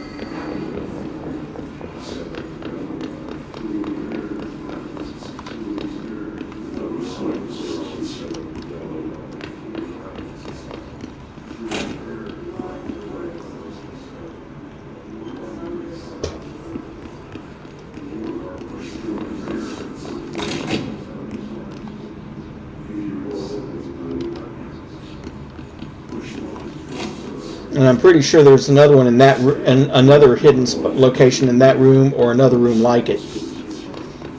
Not like I'm going to take the time to go on a full search of every hidden location. It's just not worth it.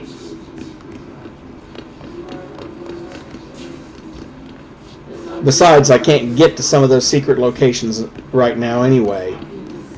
Don't have the powers needed to get through it, or don't have the powers needed to get to it.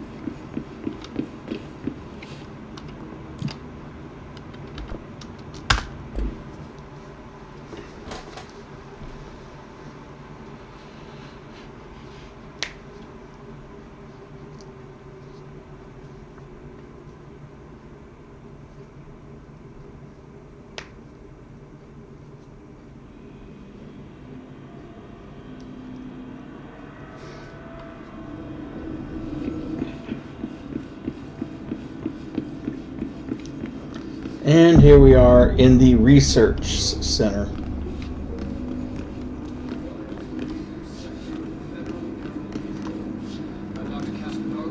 Eventually we'll get into the ritual division. Somebody thought this video would make for great internal communications. I'm looking at you, Mr. Tomasi. So, this is where the magic happens. Anyway, I've been here for 24 years now. I've always been here. And through those years, we've made astonishing discoveries, authored studies of great importance, and in all this work, there is one thing we know, and that's how little we truly know. Rest assured, we're committed to keep pushing the known laws and borders of reality, and to make the Bureau proud. So, welcome. Assuming you have the necessary clearance, and do follow the safety protocols. Read the manual. Otherwise, bad things will happen.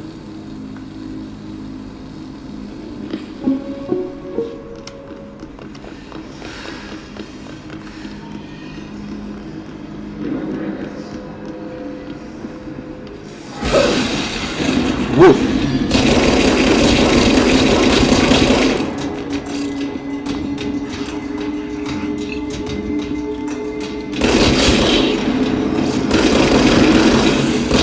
Oh no, you don't.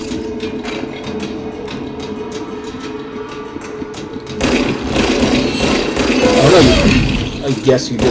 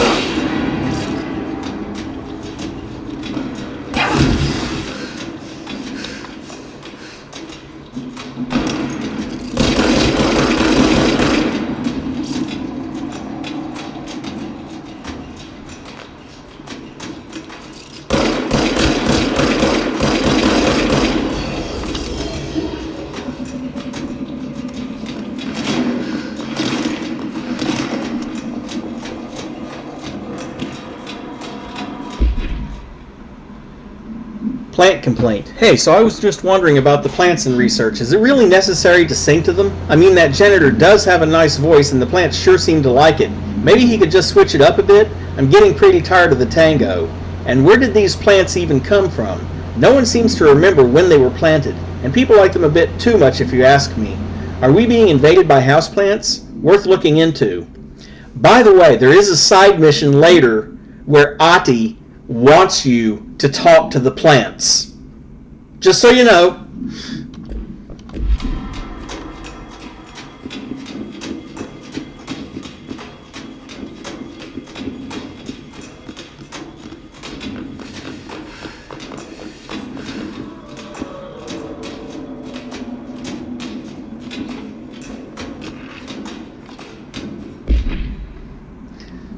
Synchronicity is a phenomenon long recognized by the wise, but only recently given a name by science. It is how we rationalize events connected by no identifiable causality, yet clearly conjoined in purpose. How does a dream foretell an event in the physical plane? Why do hounds bail at the death of their master, which has occurred miles away? The world is unified in ways we do not yet understand, and sometimes we stumble across these invisible, unseen chords and wonder at the result. The visionary Carl Jung laid the road, now we must walk it. My fledgling research department will make it our mission to reliably reproduce blank behavior by the close of 1959. Once done, the mechanics of synchronicity will lay themselves bare in due time. We are striding into the future of science. History may not remember our names, but God himself will. By the previous head of research, Theodore Ashe.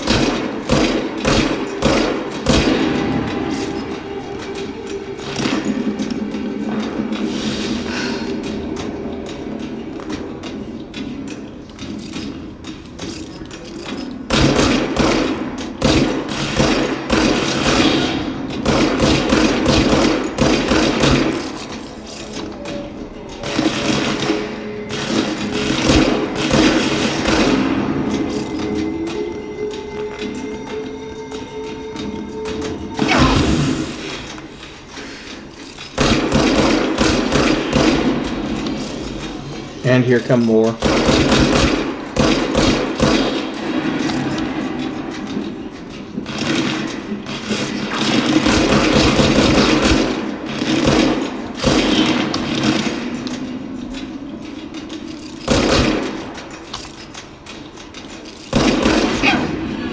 The problem with the mechanics is if you're crouching, it automatically uncrouches when you shoot, and you have to remember to recrouch because it doesn't automatically return to a crouch position. So you might as well forget about popping out and shooting one or two and then crouching again unless you manually remember, hey, you know. And here we go again.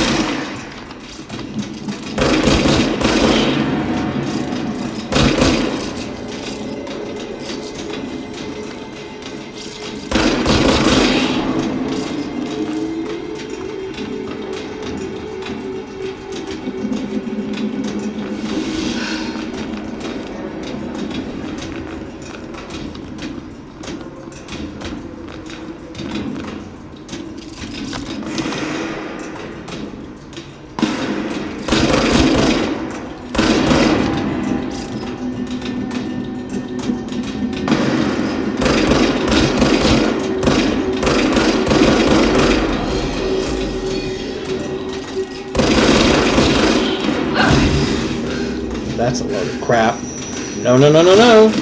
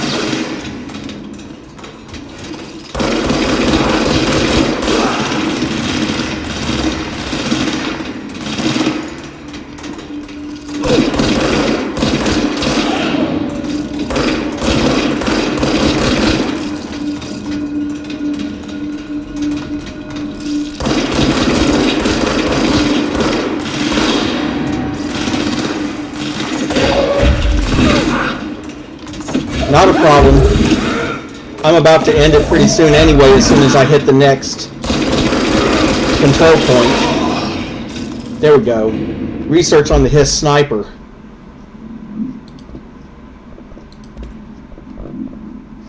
Bureau snipers specialize in eliminating threats from a distance using the telltale searchlights affixed to their rifles to search for targets.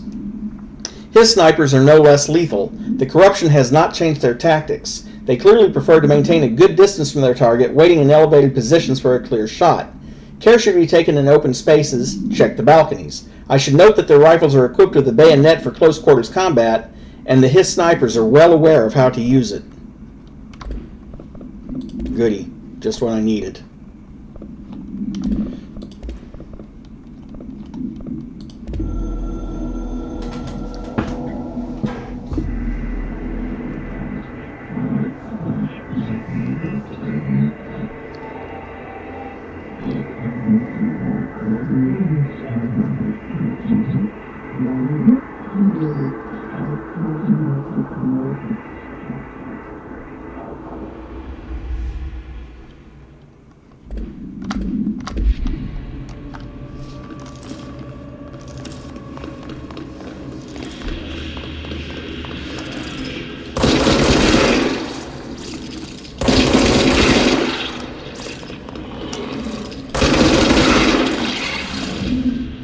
And see, that's the thing about those doors like that. You have to shoot the nodes that it's actually using to sustain itself.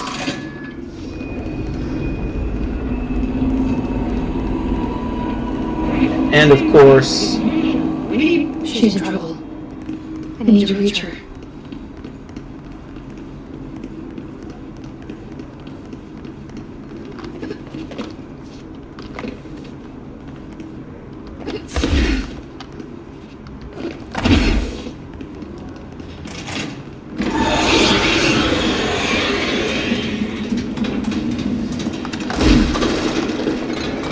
Oh no, you don't.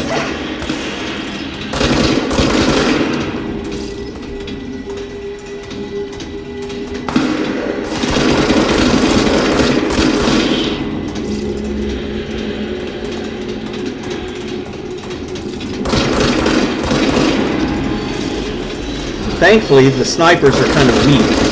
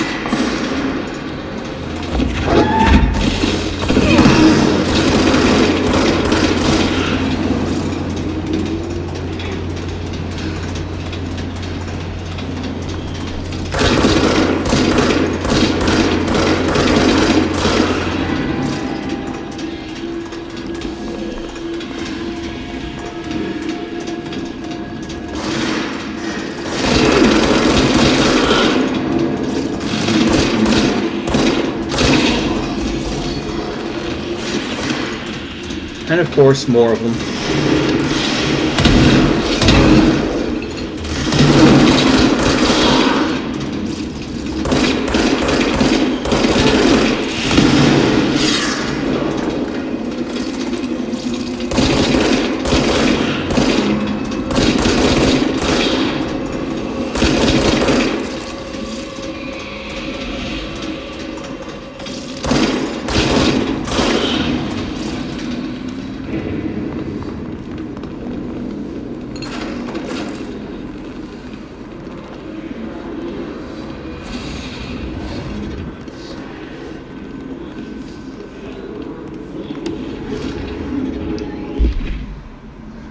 Emergency call supplement. Transcript of a call to the California State Emergency Services. Dispatcher, 911, what is your emergency? Hello? Hello, I'm here. Can you hear me? I can hear you, ma'am. Where are you? I'm, inside the wires. I'm lost. Ma'am, have you been drinking tonight? I feel like I'm stretching through the wire, towards you. Don't hang up. I might go if you hang up. Go where, ma'am? Go, gone, away. Okay, and can you describe your surroundings? Ma'am? Hello, ma'am? Dispatcher attempted to call the number back, but it was no longer in service. Now, is there a control point around here?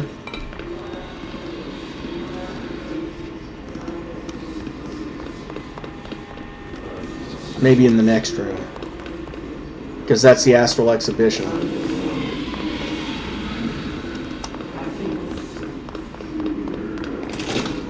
Uh-huh.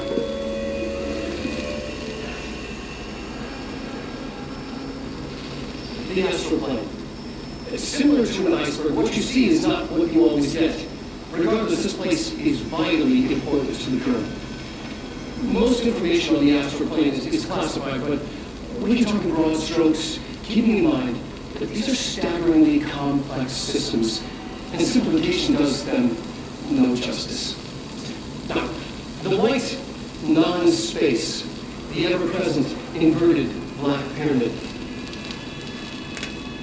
The board, all linked, intrinsically tied to the oldest house, tied to the director, the process of choosing a director, tied to all objects of power in terms of who controls them. Yes.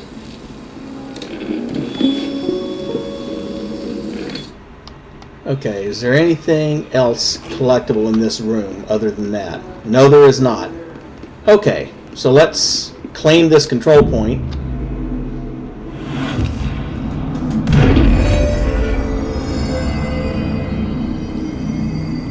And that is where I'm going to pause it for today, because I don't remember how long it is to the next control point. So this is as good a point as any, since they act as checkpoints as well, to call it an end for today. I appreciate everyone coming. For those new to the channel, if you want to support it, don't forget, like, comment, subscribe.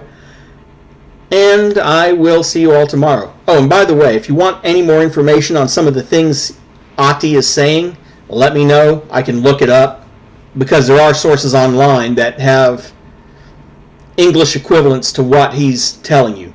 So, with that in mind, have a great rest of your day. See you for the next one.